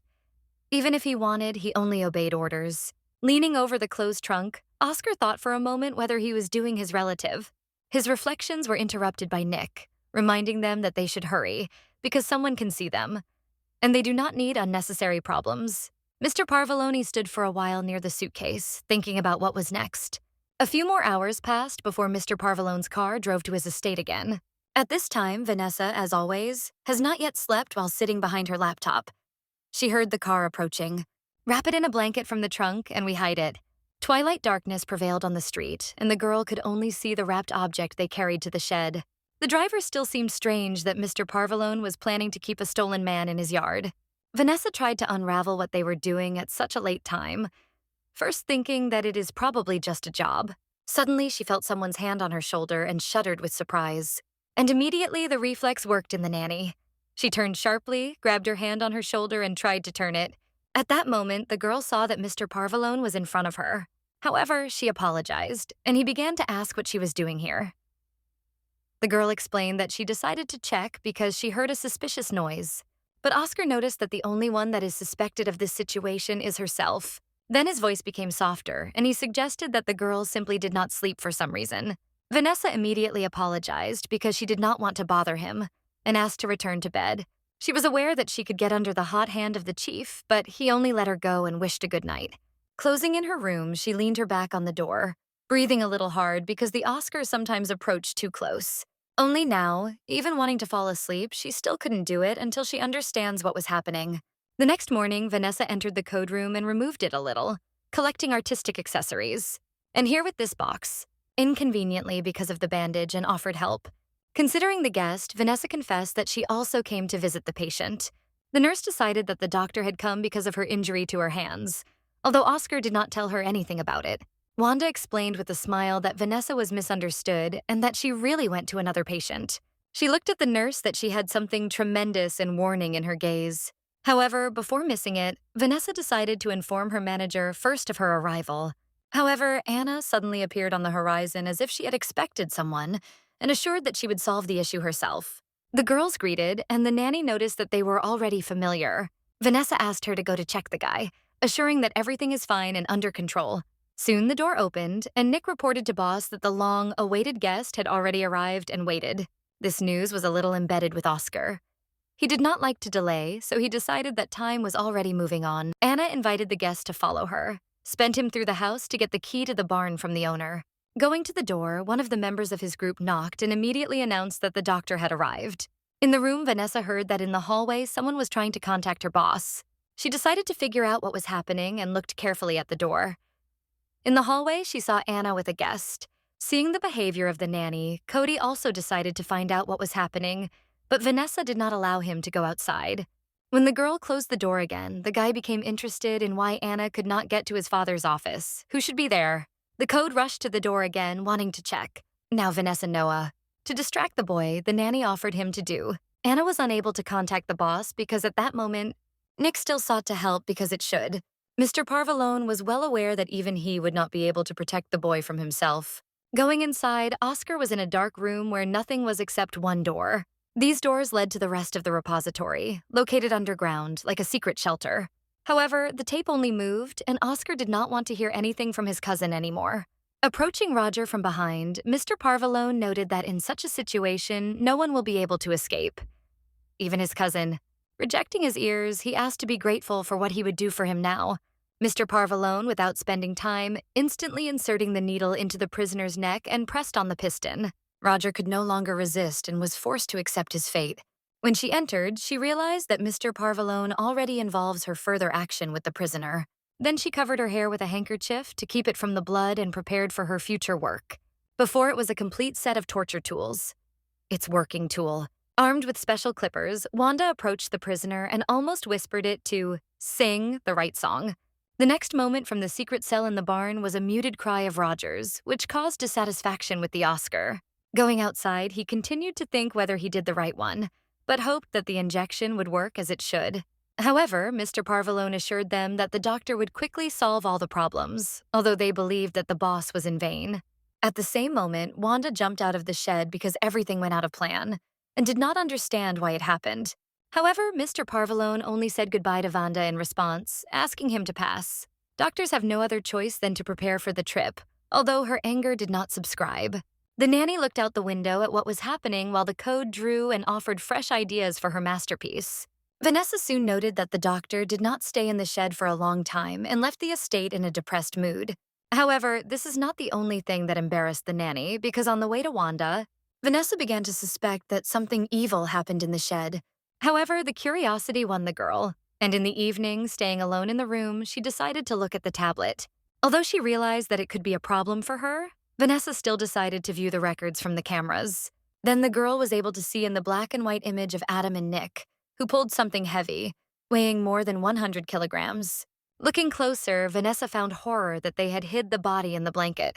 However, the nanny knew that the cameras had a multi-spectral regime and decided that it could help her. This immediately revealed her sad consequences of events.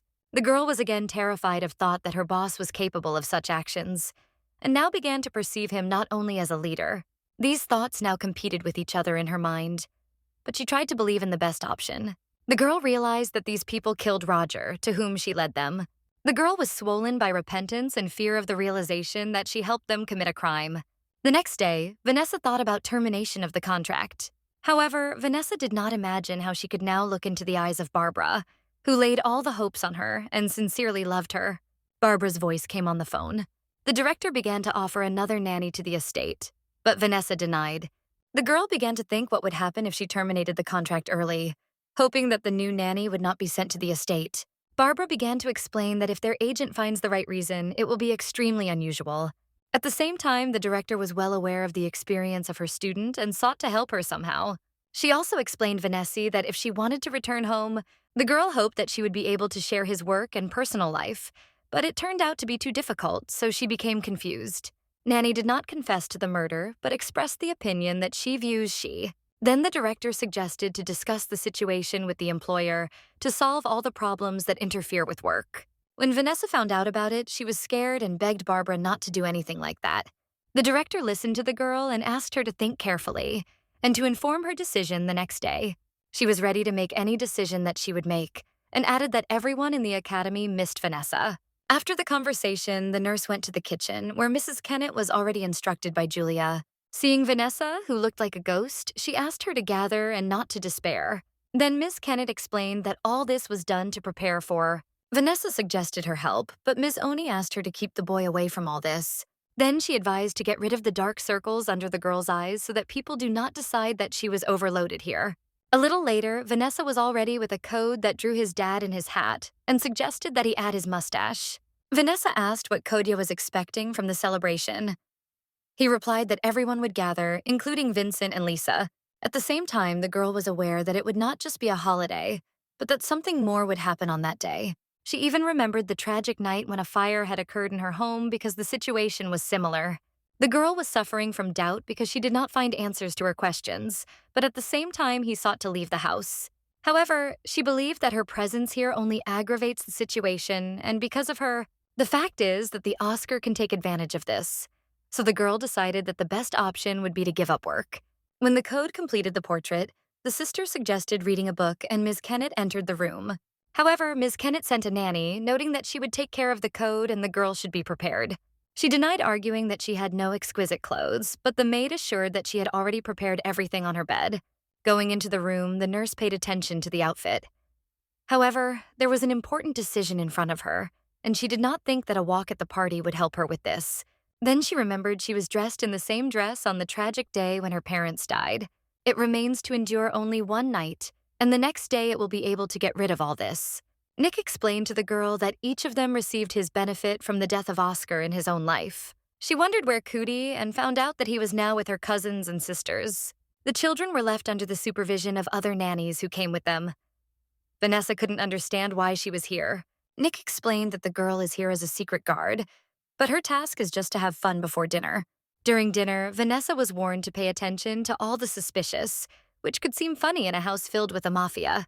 However, Oscar reminded him that his services did not need, and Johnny replied that he was giving orders here. Only the nephew made the order, grabbed Roger, and waited for the doctor's arrival. The prisoner did not raise questions. Johnny only sighed hard because unconditional obedience, and in the meantime, he was conceived by his intrigue against him. Uncle hinted more sinister, which can find a more effective way to encourage him. At that moment, they noticed. Johnny immediately asked his nephew about a new employee who had not known anything yet. Vanessa came to the conclusion that Johnny could know about everything that happened that night many years ago, but she only politely greeted, and Johnny began to ask where she studied, noting that she was looking. She squeezedly missed the answer, explaining that all the uniqueness is that the secrets of cooking remain undisclosed. Johnny believed that the girl was a little self-confident and suggested that her skill was behind such behavior.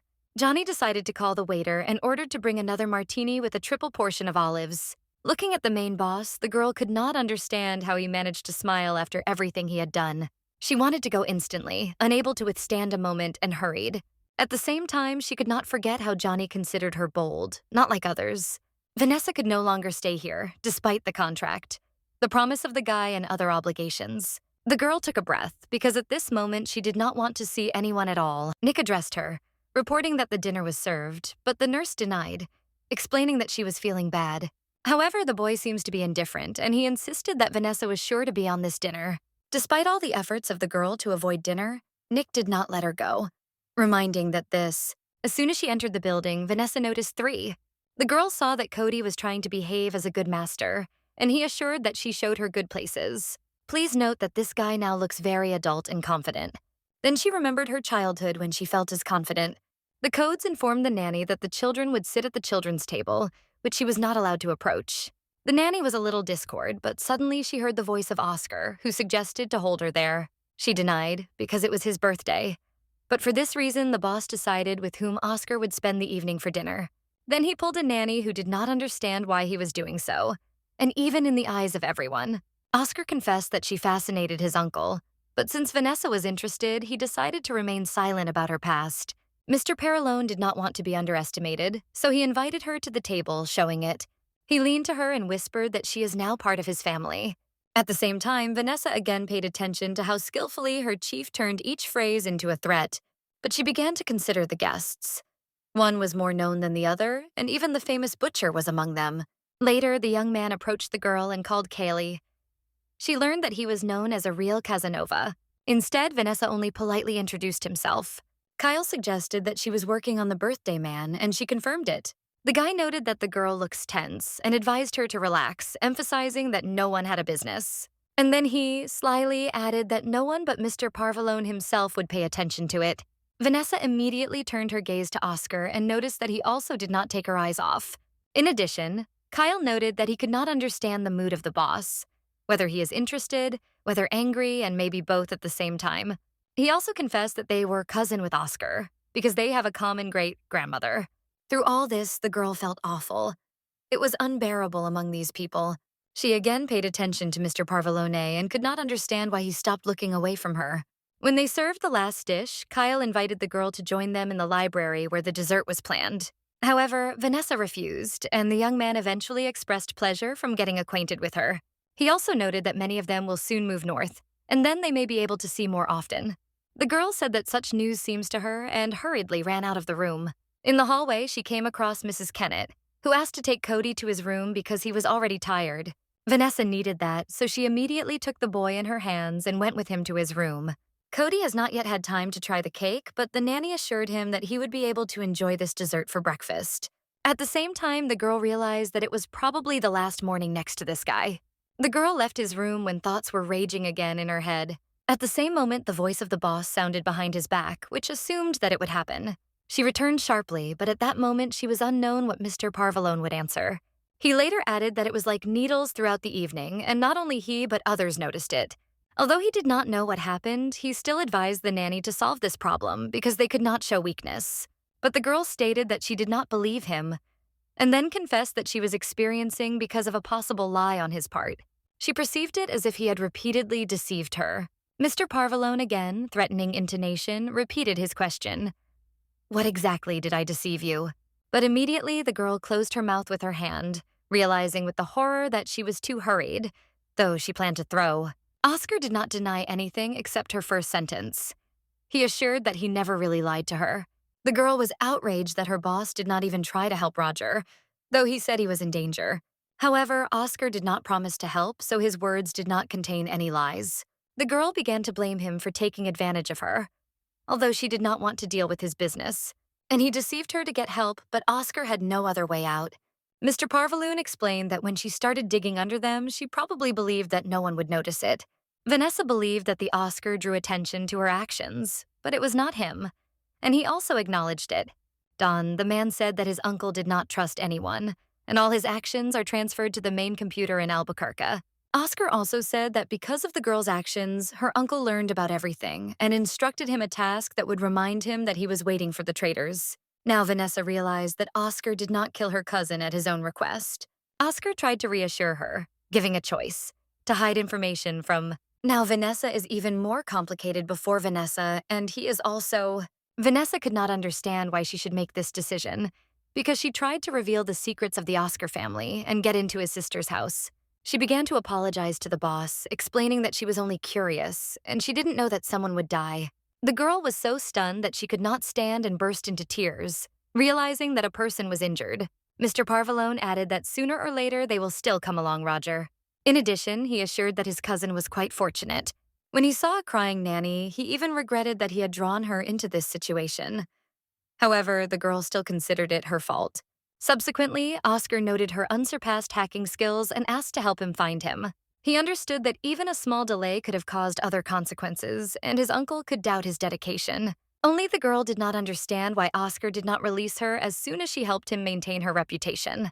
Everyone just had their secrets, and the fact that the boss did not lie to her did not mean that he told everything. Subsequently, Mr. Parvalone approached the girl, took her hands, and asked her to stay. He confessed that he knew about her thoughts to leave the house. Realizes that all this is too for her, but still asked to stay. Oscar stressed that Vanessa was needed for the boy, and both for them, though it seemed to be safe. The girl could not understand why her boss was so sure that she could convince her. However, the girl pushed Mr. Parvalone, saying that she needed to think about the situation and quickly left. Oscar did not hurry for her and stayed in the hallway, hoping that the girl would make the right decision. Vanessa realized that at such moments, when Oscar looked at her just like that, she became completely empty in her head. At the same time, she realized that he was manipulating her with anxiety about his code. During this time, the girl managed to consider many faces of his character, remembering how angry he was. He carefully oversaw her when she fell asleep on the floor, and the Oscar tilted gently to wake her gently. In the memoirs of Vanessa, the day came out when they all had fun together by the pool. Also, she could not forget how Mr. Parvalone whispered to her ear in her ear. The girl could not understand which of these personalities was real. She also tried to imagine what would happen if you combine everything together. She then remembered the conversation in the garden when Oscar was about to tell her what his goal was about Cody. Vanessa also remembered well as the guy explained in anger that his father could not trust anyone after the loss of his wife. In addition, Mr. Parvalone is concerned that his uncle has no doubt about his dedication. Vanessa felt that the Oscar had little control and chose it for a completely different reason. And here the girl again caught herself on the fact that it departs from the rule to prevent emotional attachments. At that moment, the girl could swear that even the smell of smoke is quite real. At first, Vanessa decided to check where the little code was and whether he could hurt. However, the flame was already fiercely blowing behind the door, but this time it did not stop it. The flame spread so fast that the girl almost burned, blocking all possible ways for escape. But she did not give up. Closing her nose to inhale less smoke, she rushed to embody her plan. Soon, she was in the boy's room, who sat frightened, but the fire had not got there. Sorry, but it looks like a text in Tamil language I don't understand. Please send the text in English so I can help you. Cody wanted to pick up his favorite ducklings that fell into the far corner of the bed, but there was no time to delay. Holding the boy in her arms, Vanessa rushed the corridor, trying to get to the exit as soon as possible. However, her path was blocked by a small pile of collapsed boards that have already managed. Vanessa realized that to get out of the house with the help of the government would not work. In the distance, she saw a driver who tried to call her and a little code lost in smoke. The girl exclaimed that the boy was with her and they would try to get out of the window. Soon they were in a place where there was no fire, but the whole room was covered with thick smoke.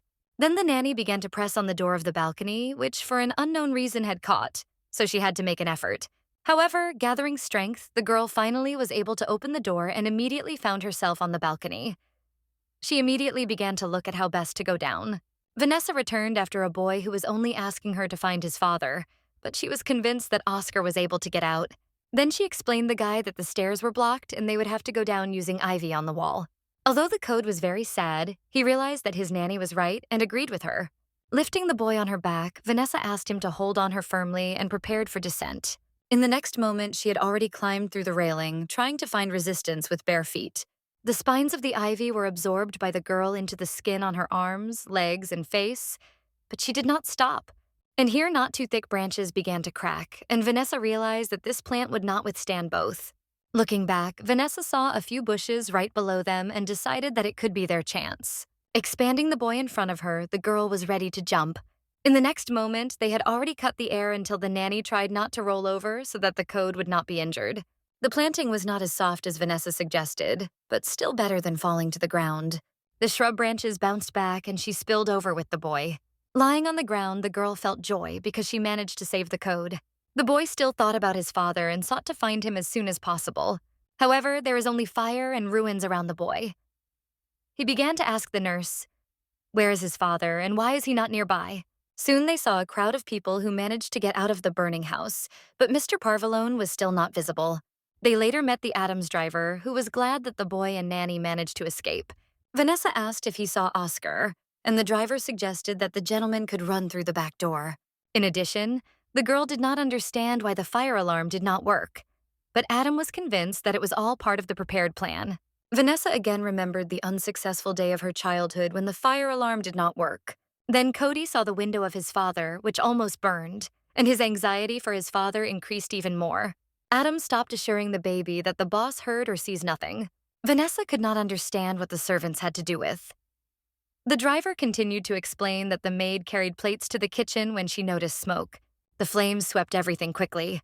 Meanwhile, Cody continued to cry, and a nanny. She asked the boy to trust them as they do their work as well as she is her own. They were approached by Mrs. Kennett, who checked the list of people to make sure that everyone had already left the house.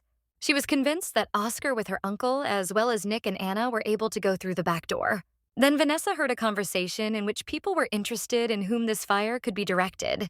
It was clear that this housing belonged to the family, but Don could also be found here today, and it was not so easy to get to him. And then the girl who spoke the first suggested that one of them could be a burner.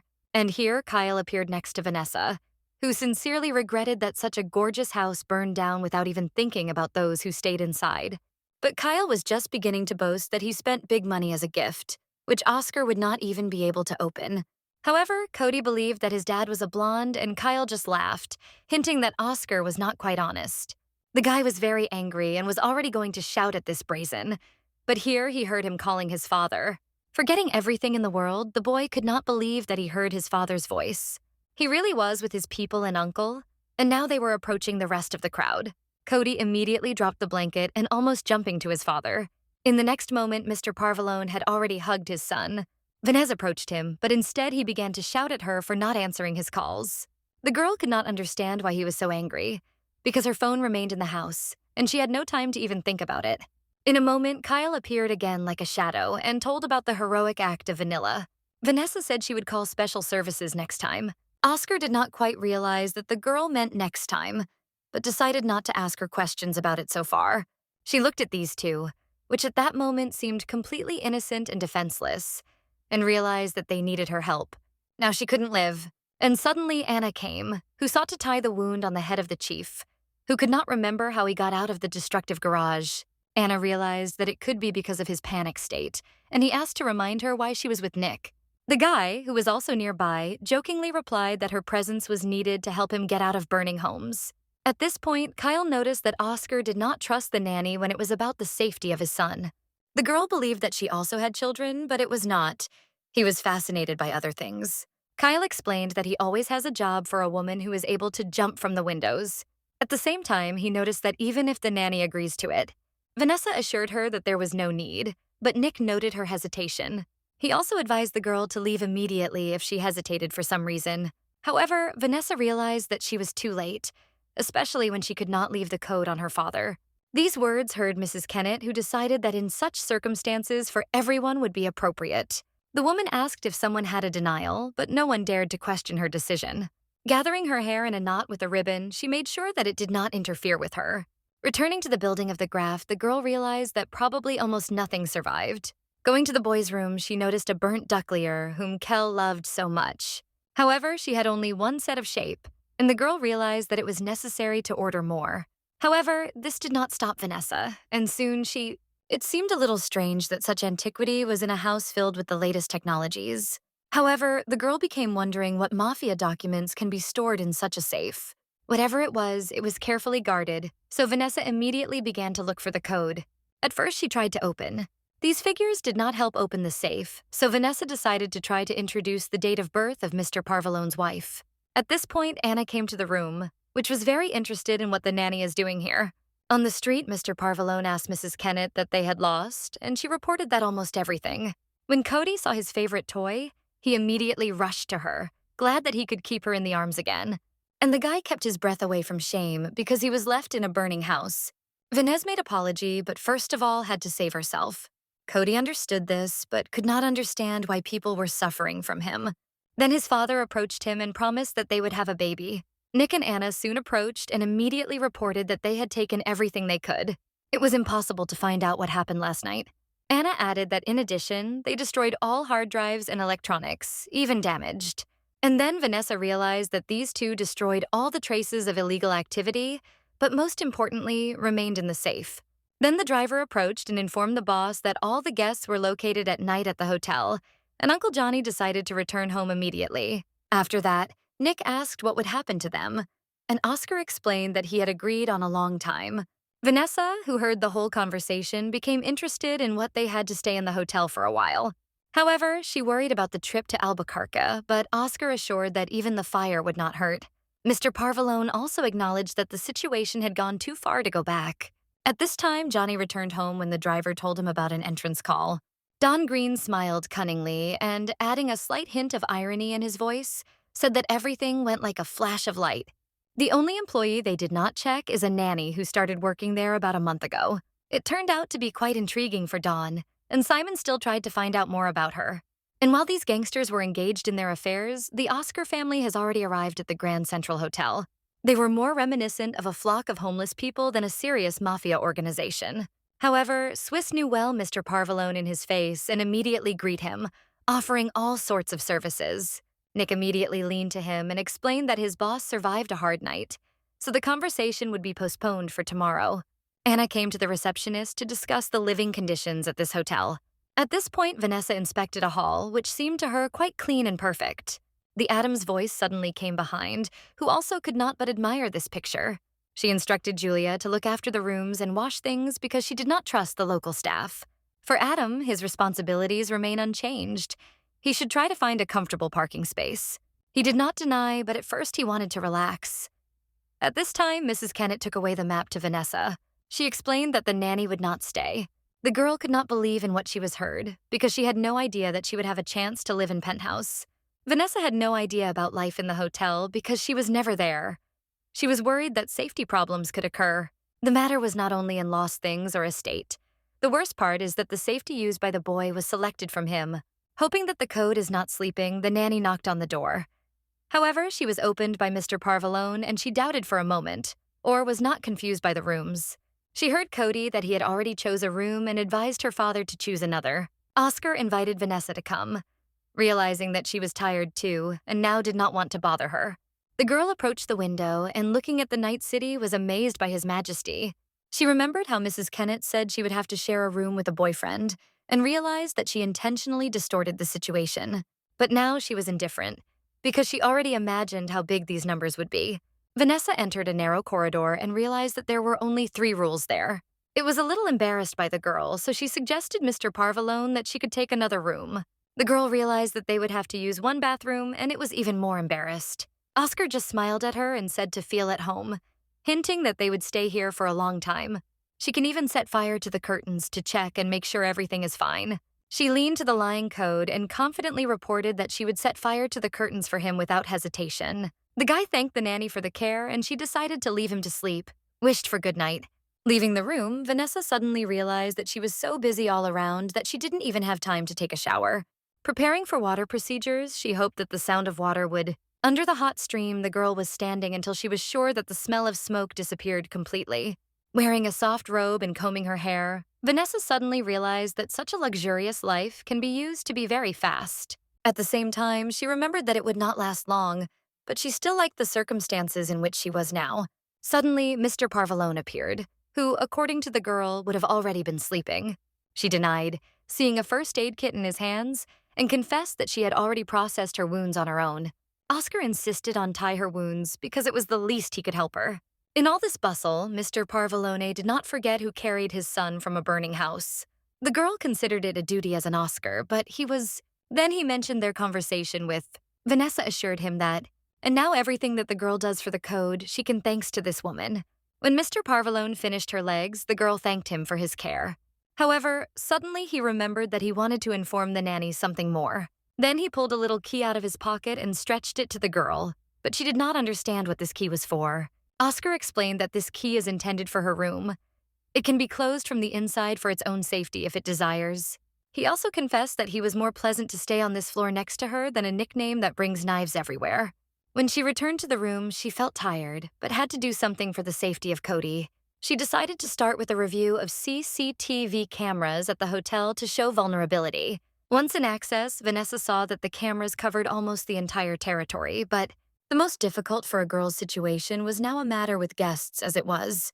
Vanessa decided that the code should not leave the room without it, so that nothing wrong with it. The next morning, Vanessa tried to remove the code from the rooms. The girl promised to go to the store immediately after breakfast, but suddenly an Oscar appeared, who believed that his son was not ready yet.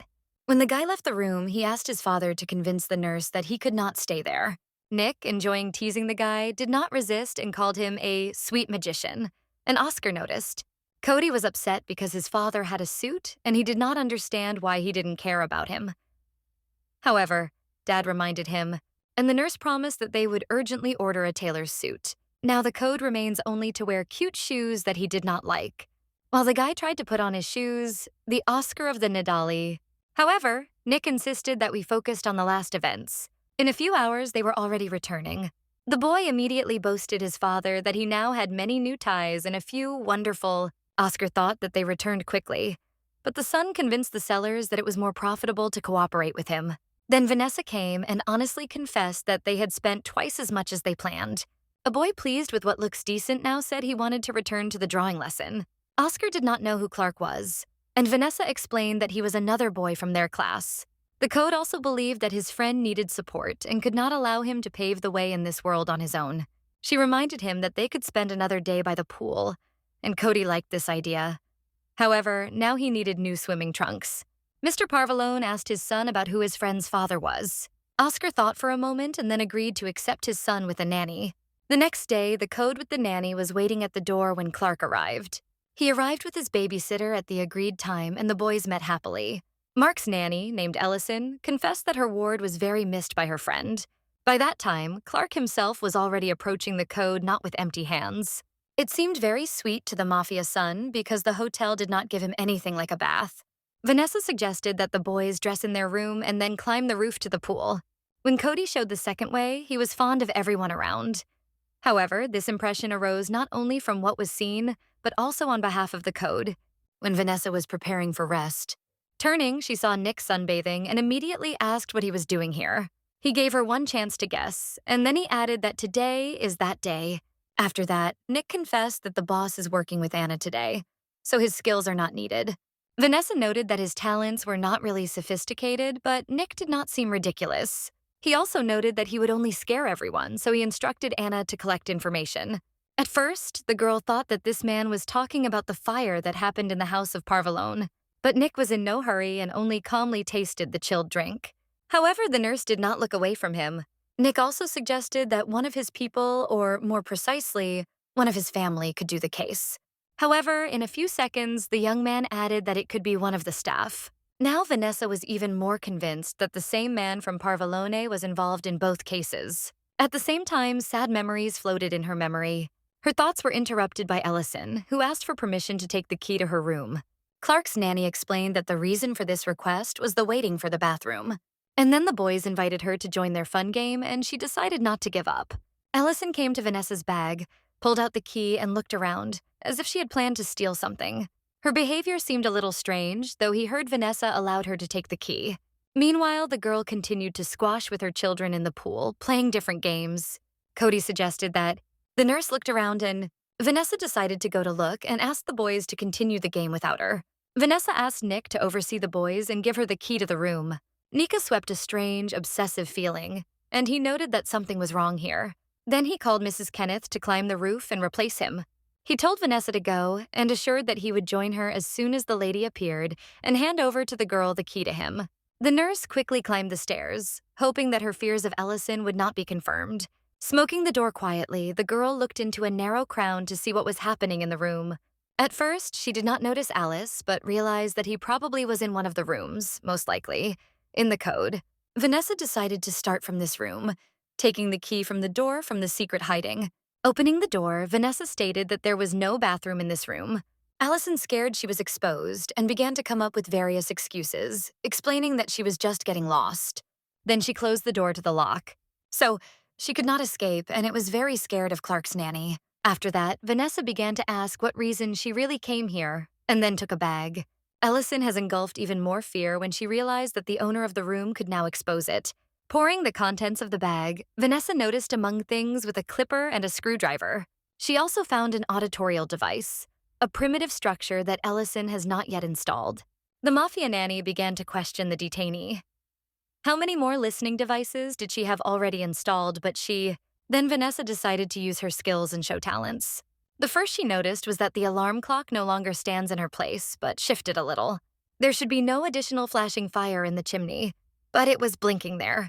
One of them was another device for listening. Having collected all the devices in a pile, the girl could not understand what it was for things. Suddenly, she heard a knock on the door, so she immediately called Nick to open. Alice assured that she did not know the quarrel, but Nick did not believe her. He also suspected that a guy named Clark could be involved. And while Nick was removing her, Allison continued to prove that these events They were so delighted with Delicious that they didn't even ask. Ms. Kennett came to the nurse and asked if everything was fine, which she answered that Nick was taking care of everything he needed. A little later, returning to the room, Clark asked the code permission to visit him again. Cody was not mind, and they met again. Meanwhile, Nick shared with a nanny that Ellison came to him. When Vanessa wondered who exactly instructed her this task, it turned out that it was a clerk's mother. Then the driver approached the Oscar and reported that he had interesting news. Mr. Parvalone, seeing this woman, immediately recognized her. Previously, he did not even think that Clerk was her son. Vanessa immediately asked Nick about this Madame cult and learned that she was the head of the French Mafia. Oscar could not believe that his son called Clark's parents dentists and Madame Colton. She left one unresolved question. By this question, he was in mind. At the same time, the Oscar was not going to demand an apology and hinted that she would have to compensate it in another way. He also made it clear that he would be able to do Ellison at his discretion if Madame Colt did not compensate for the harm caused. But the lady said there is a lot of Nanny at every step, so she is not. While Ellison's death was begging for her mistress for mercy, Oscar stated that they had not gathered here for bidding. Madame acknowledged that Mr. Parvalone had caught her, but she already knew about it before his people destroyed her listening. Madame Colt also said that the Parvalone family invited her son to herself, and she only took this opportunity. She threatens Oscar, stating that it is her city. When they stayed with their son, Oscar began to ask him about the impression of events. Katie confessed that he did not like, that he was still a child. Mr. Parvalone was glad that his son had understood something and sent him to dress for dinner. There was still a problem with Alice. Nick joked that you could throw her into the sea and ask to return home. Oscar turned to Vanessa, noting that she had to protect the code, not to introduce him to other mafia. The girl was scratching and stuttering because she didn't know who was really a boy's mother. He also noticed that soon the employee was welcomed at the restaurant and spent the table politely. Mr. Parvalone looked carefully at today's menu and quickly decided on the choice. Vanessa and Cody also took up the folders from the menu, and the guy opened the same folder, which was considered by the adults. Then the waiter approached the code and offered the children's menu, but Cody refused because he sought to taste fish fillets. The waiter explained the boy that they were served only adult dishes, but he still insisted. The nanny noted that Cody ordered filet yesterday and the day before, but never. Then the Oscar intervened and asked to bring the fillets, and also added baked potatoes with spices. Vanessa also ordered a chicken in wine and paste. I'll be back soon. The girl believed that there was nothing wrong in the joint games of children. Looking at the Oscar, Vanessa noted that he did not look excited, but she could never understand what he really was thinking. Mr. Parvalone decided to talk about the fire, and the girl was surprised that he mentioned it here. He then told that Vanessa had time to pull out of the house covered by the house, and asked when that happened. The girl guessed which flame was discussed, but she was convinced that her chief had long forgotten about it. Nanny realized that Oscar was just waiting for this moment, aware that she would not be able to. Suddenly, a fire broke out in her house, scaring it to the beasts. She absolutely did not know how to act in such a situation. But Vanessa was lucky because there was a nanny near her, the boy was interested in whether his nanny really lost all his things because he could not forget the burned duckling. Vanessa confessed that she lost not only all her things, but absolutely everything. But then she added, smiling gently. She also assured the guy that he would not have time and his eye to blink as his new home would be ready. And then the code insisted that the new house has a living room. But the father clarified. After that, the guy suggested that since the library burned down, he could use this room. Oscar promised to convey his son's wishes to the architects. After all, he knew well that she couldn't lie to the children because they were her weakness. But Mr. Parvalone kept silence, and the nurse only once again convinced that, after dinner, everyone left the restaurant, and the clerk did not forget to express their affectionate wishes again. When the code was lying in bed, he was still concerned that Clark could be bugs. However, Vanessa checked the duckling carefully. Subsequently, the boy calmly put a toy on the pillow side by side so that he could not sleep alone at night. The girl waited for the boy to fall asleep, and she was preparing to go quietly. This question was a little caught by a nanny by surprise, but she explained that it all depends on two of them. The nanny emphasized that the misunderstanding between their parents should not interfere with friendship, but Cody insisted that the family should be united. Vanessa agreed that the family could be in the first place, but she headed to the kitchen department, where Mr. Parvalone prepared a cocktail, adding ice. Vanessa had a reason to turn to him. She wanted to discuss something important with him. Then he focused all his attention. She was still interested in what plans Mr. Parvalone had for her son. In fact, Oscar had a lot.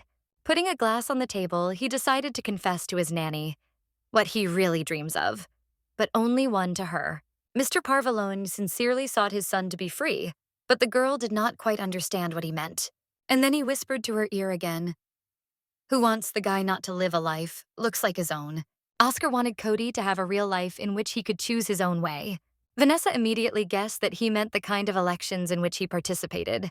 However, Oscar continued that if you offer a son now, he would certainly go him. At the same time, he sought to keep his son nearby to protect him, and at the same time to be removed so that he could be free. Vanessa decided that Mr. Parvalone would not be able to cope with himself, which is why he needed her help. He could not do it himself, but was convinced that the nanny would be able to protect the baby from bad influence. A few seconds of reflection led Vanessa to the conclusion that this should have happened. It seemed to the girl as if her chief had even become ill, because he had never opposed the Mafia so frankly. She agreed to do her best to protect the boy from such a life, but she needed one important resource. Their conversation suddenly interrupted the vibrating phone in the Oscar's pocket, and he hurried to answer. He seemed to be glad to receive a call, and this time the subscriber was... Then Mr. Parvalone began to discuss with her husband a brilliant proposal, which undoubtedly deserved attention. Vanessa realized that their conversation had ended and began to think about going to her room, to believe in the sincerity of Oscar, which clearly did not need her care. Before opening the door, it was stopped by Mr. Parvalone. Він хотів їй щось сказати. He suggested discussing something the next day and suggested meeting at 10 a.m. Left alone in the room, Vanessa thought again that for her boss was too late, and he had already chose his way. Now she needs to concentrate on the only person in this family that can still be saved. The next day of Nanny and Code. He also wanted to buy 2 sets of watercolors, but Vanessa advised to take one first and buy the other later. When Mr. Parvalone appeared and saw a long list, he asked what it was. Cody explained to him that he made a list of things for drawing, as many of them burned, and his son explained that it was in case of Clark. Codes also knew about tense relationship between their families, but was convinced that Colts would understand. Mr. Parvalone assured that he would soon be in place, and Nick was even a little surprised. After that, Cody wanted to go shopping, but the nanny advised to do it after lunch because his father had a desire to talk to him about something. At the same time, Oscar planned to leave Nick with his son, although he believed that the manager would like to see him at the meeting. The guy noted that adults should discuss everything in his presence because he plans to stay. She started a meeting at which angle should be installed, as well as what her perspective should be. Then she began to tell you how to properly install a degree and calculate it with a mathematical formula. The boy sighed tiredly when he realized that a boring lesson began. He quietly asked Nika to leave until the nanny started drawing charts. When the Oscar was left alone with Vanessa and Anna, they continued. And the boss knows. Then Oscar confessed that he would not discuss video surveillance, but wanted to touch on other aspects. Anna immediately realized that he implies aspects that relate to their activity. Mr. Parvalone outlined his plan. Суть його полягала в тому, щоб завадити планам Madame Colt. Although Oscar recently hinted not to do so, he did not like it when he was ordered. Vanessa was a little upset that it did not concern the security of Cody, as she hoped. Oscar believed that it happened because the nanny from the cult installed the Beatles in his son's room. They brought Mr. Parvalone from themselves, and the consequences would not be slowed down. Anna wondered what she plans to do next. He then confessed to the girls who addressed John Lee, known as a rabbit. Anna realized what it means. Mr. Parvalone plans to reduce the process in some way. Oscar explained that he plans to offer ready, real, and high-quality Italian models. Vanessa immediately imagined the reason they will connect with the triad in Chicago. Anna, listening carefully to her boss, also agreed that it would undoubtedly be angry with the French. It will be the second part of their attack, so he invited Vanessa to a meeting. Ask it about it because in such questions it is quite skilled. He explained that he was interested in whether the local cryptocurrency Mafia was used to launder. There was also an option to use popular online games where you can buy items for money. Items are used in the game to increase points or change their number, depending on the rules of the game itself. But Anna noted that Madame Colt adheres to traditional methods, so most likely she has some business. Vanessa suggested that it could be a casino used by many people, but Anna assured that Madame was against it. Madame also believes that it is for common people, and the nanny decided to offer as an honor of attending art galleries. Anna cried out with joy as if she received the award because she remembered that Colt was home to light. It was even interested in Mr. Parvalone because money laundering reminded him of the glorious times of the past. Vanessa proposed to try this method, but instead of old paintings, you can use new ones. Having done this, she significantly helped the boss, and he released her. After that, the nanny decided to remove the code in the room. On the way, the girl was still hesitant whether she did the right one, helping to provoke Madame Colt. The nanny now doubted whether she would be a good example for the code, working with his father. However, when she decided to stay, she didn't have any idea that it would be involved. It was only necessary to find out whether Madame Colt was threatened with the boy. She said that she was recovering personal data lost during the fire and suddenly realized that Vanessa did not know. Anna wanted to write it down to the rest of the data, but the nanny did not understand why it was necessary, because none of the staff had been asked before.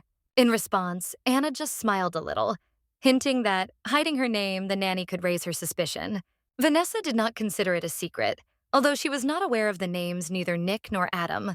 The girl thought again, which made Anna get closer to find out her name. After that, the nanny called her Smith, which Anna thanked and left. Vanessa realized that Anna conceived something, but realized that her name, which she used as a cover, would not benefit her. That evening, Mr. Parvalone accompanied his son and his nanny to the living room. The boy did not resist and began to praise but suddenly the code stopped and feared at the door, as if he saw a real ghost. The nanny, which he accidentally pushed at that moment, tried to understand what had happened to him. Cody confessed that he forgot his drawing album in the room and very much needs it this evening. Vanessa did not understand why it was worth making such a noise around it, but still decided to go and pick it up.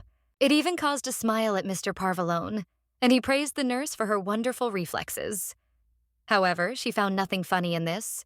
Oscar noticed that the girl was a little offended and wanted to apologize to her somehow.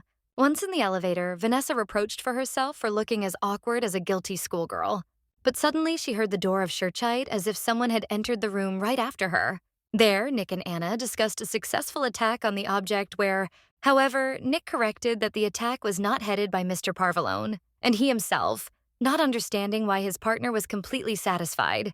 When Anna asked what he was in mind, Nick reminded her that the boss still had disagreements with the morning plans.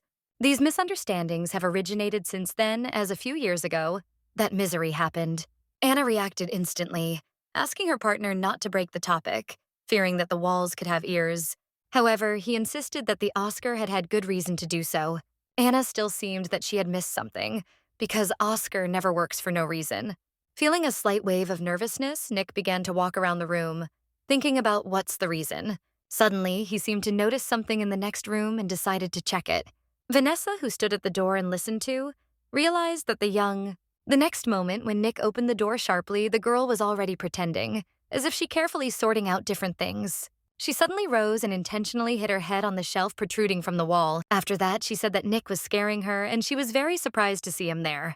The girl hurried back so that the guy did not order a huge steak again and did not eat it, but Nick stopped her, which made the girl strain.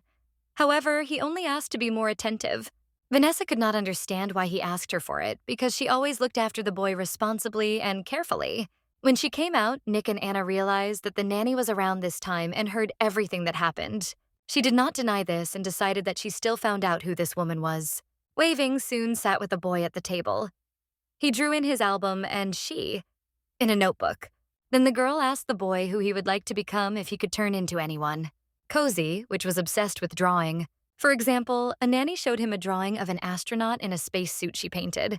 Cody suggested that Vanessa painted it in the picture and considered the question itself simply meaningless. The boy already knows who he will become, but the nanny asked him to imagine that he did not know, and that at the same time, then the codes thought that his father would do, and the girl assumed that he could prepare chocolate. The guy thought for a moment and then said he would become a cocoa bean supplier for his father. After all, they will restrict supplies to. Then Cody confessed that he knew why the nanny asked him about it, and it was even more interested in the girl. With sadness in the eyes, Cody again repeated that he did not need a new mother at all. But Vanessa did not understand what it was here, because she just wanted to entertain the boy a little. She believed that the boy should find other hobbies, and he did not need to be part of the Mafia. One day, her mother even told her father that the boy needs other friends, not just from the Viper. Now, Cody has no mother, so the nanny had no right to say that. But she doubted that he was understanding what she was talking about. After all, he hinted that one of the people of Oscar may be involved in the disappearance of his mother. Meanwhile, Cody, as always, Vanessa immediately began to assure the little one that it was not his guilt, and he should not blame himself. Only Cody did not think it was easy, and by pushing the pencil, he plunged again in drawing. But Vanessa continued, noting that all that had happened. After that, the guy grabbed his notebook for drawing, ordering the nanny not to interfere, and went to his room. Left herself, Vanessa was just convinced that Mother Cody was also opposed to growing up so much. But later it disappeared, and it could be the main reason. So Oscar asked the nanny to do all this. At this time, Mr. Parvalone diligently recruited something on his laptop in his room.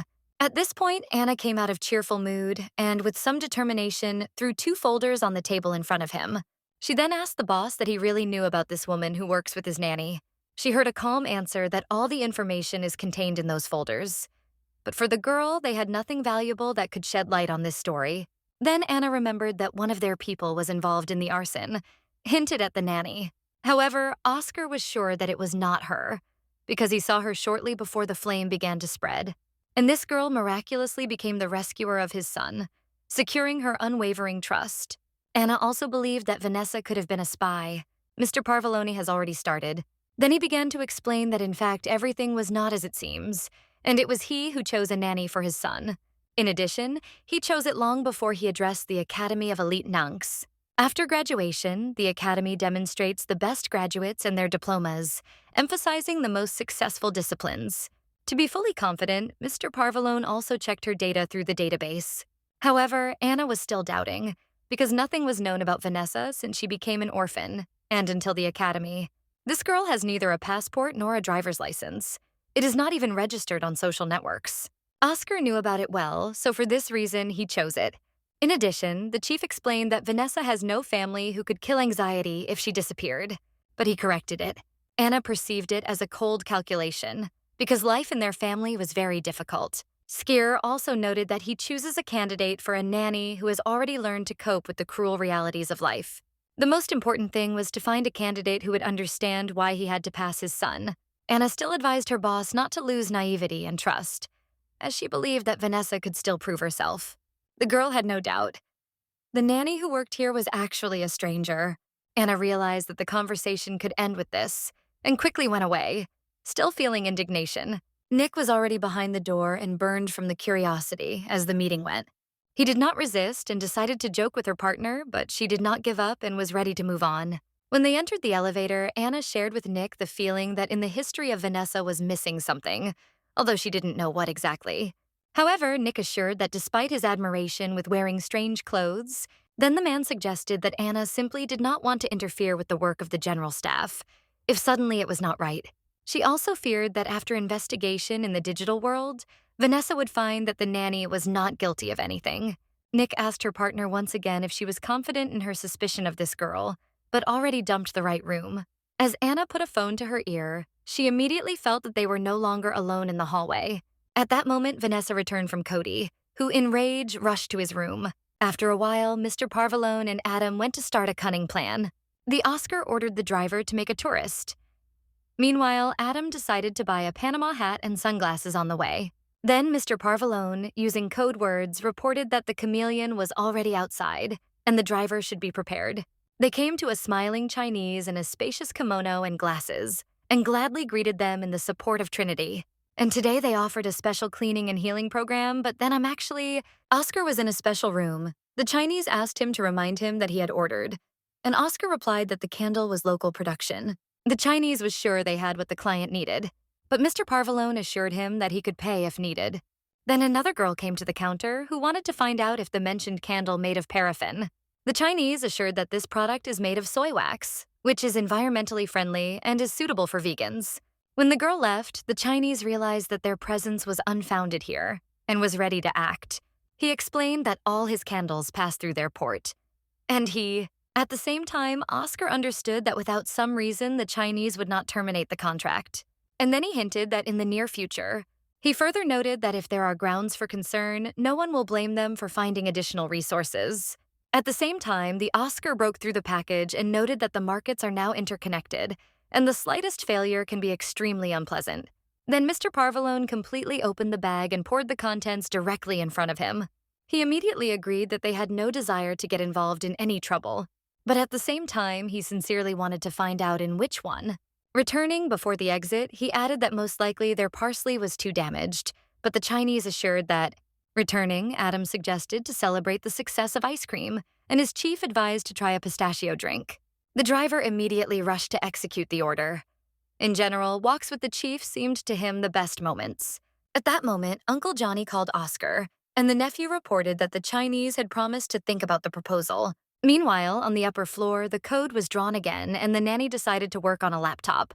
However, Knowledge of typical models of other people's behavior will allow her to notice any inconsistencies in a timely manner. The boy looked at the nurse a little, inviting her to go to another room, but she seems to have not paid attention to him. Her gaze was attached to the monitor when she saw Mrs. Kennett on the record. And here before her eyes was Cody, who suggested to turn her room into an art studio and to move to sleep on the sofa. And then Cody asked what she was working on, which seems more important than him. Unnoticed, she pressed the button to switch the window from the camera to the notebook and began to enter an example of how to fill the diary. She began with the assumption that Cody had painted the sky with watercolor, but he immediately corrected it. She has a suspicion that it could be tricks because the paints looked dull. It was even more angry with the code, and at such moments he could not tolerate a nanny with her tricks. Then Cody went to his room and Vanessa started working on her laptop again. After some searches, the girl found that Mrs. Kennett's phone was... She found out that in recent days, Mrs. Kennett called the same man at the same time. The girl realized that the old woman was calling not just like that, and began to suspect her in something wrong. Vanessa immediately asked him to pay attention to her, because she had something important to inform. It was hard to talk about it, but she noted that one of the employees, Mr. Parvalone, immediately realized that the girl was talking about Mrs. Kennett.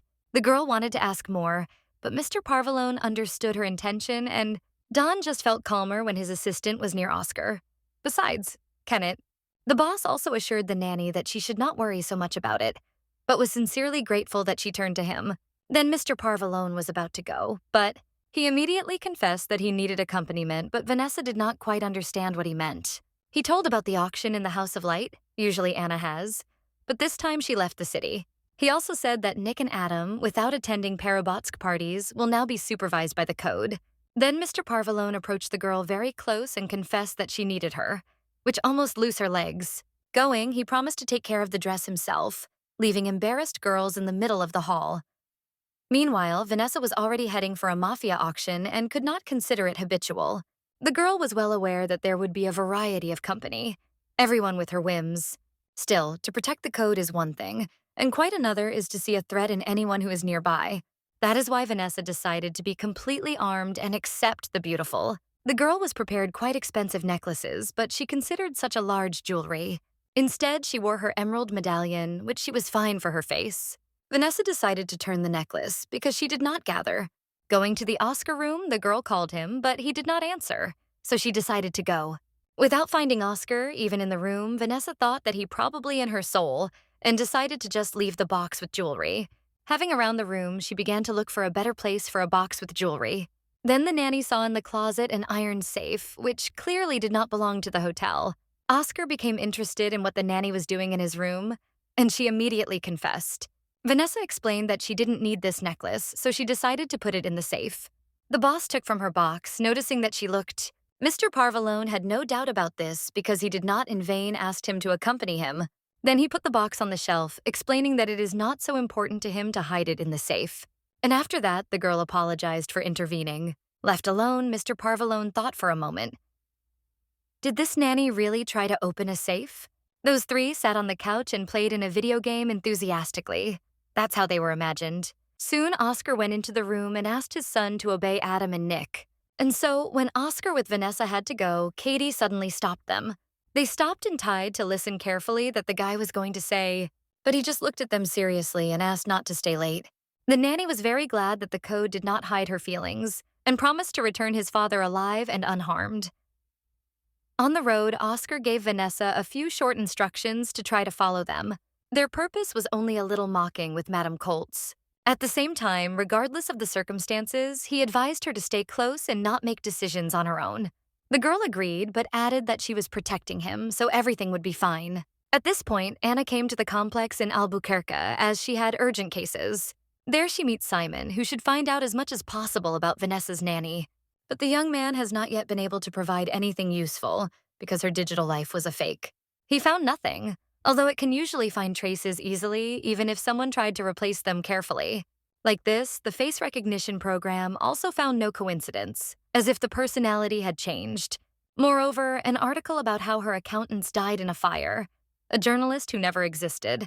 Anna suggested that the nanny's parents did not die, and also paid attention to... Simon suggested that she could do it on her own if she was the person who tried to break their servers. He then told Anna that the chief began to suspect the unlawful. Simon was surprised that Anna knew nothing about the break, but she was only interested in Vanessa. Meanwhile, guests have already started gathering in the House of Light, and everything was ready for the event. Oscar asked if Vanessa pleased here, and she noted that the house itself was very attractive. Then the girl learned that Vanessa also noted that everyone around, famous criminals who pretend as if they were understanding an art. She looked at the couple who approached the picture and noticed how senseless and insincere they admired her. She regarded it as a kind of parody of an elite society. Waving soon noticed among the guests a group headed by Grandma Ivanov. A little further, the girl noticed that a triad appeared to the west, with the participation of Madame Colt, who probably decided to impress everyone with her most exquisite outfit. When the Oscar and the nurse were considering the guests, a familiar voice suddenly came behind them. Turning, they immediately saw Kyle, who himself considered this meeting quite unexpected. But Mr. Parvalone knew his cousin well and did not consider this meeting a coincidence. However, Kyle did not decorate the true cause of his arrival because he appeared for the same purpose as the Oscar. However, he doubted it and believed that Uncle Johnny sent Kyle to follow him. However, Kyle is here for another reason. He confessed to Oscar that his plans are not as secret as he thinks.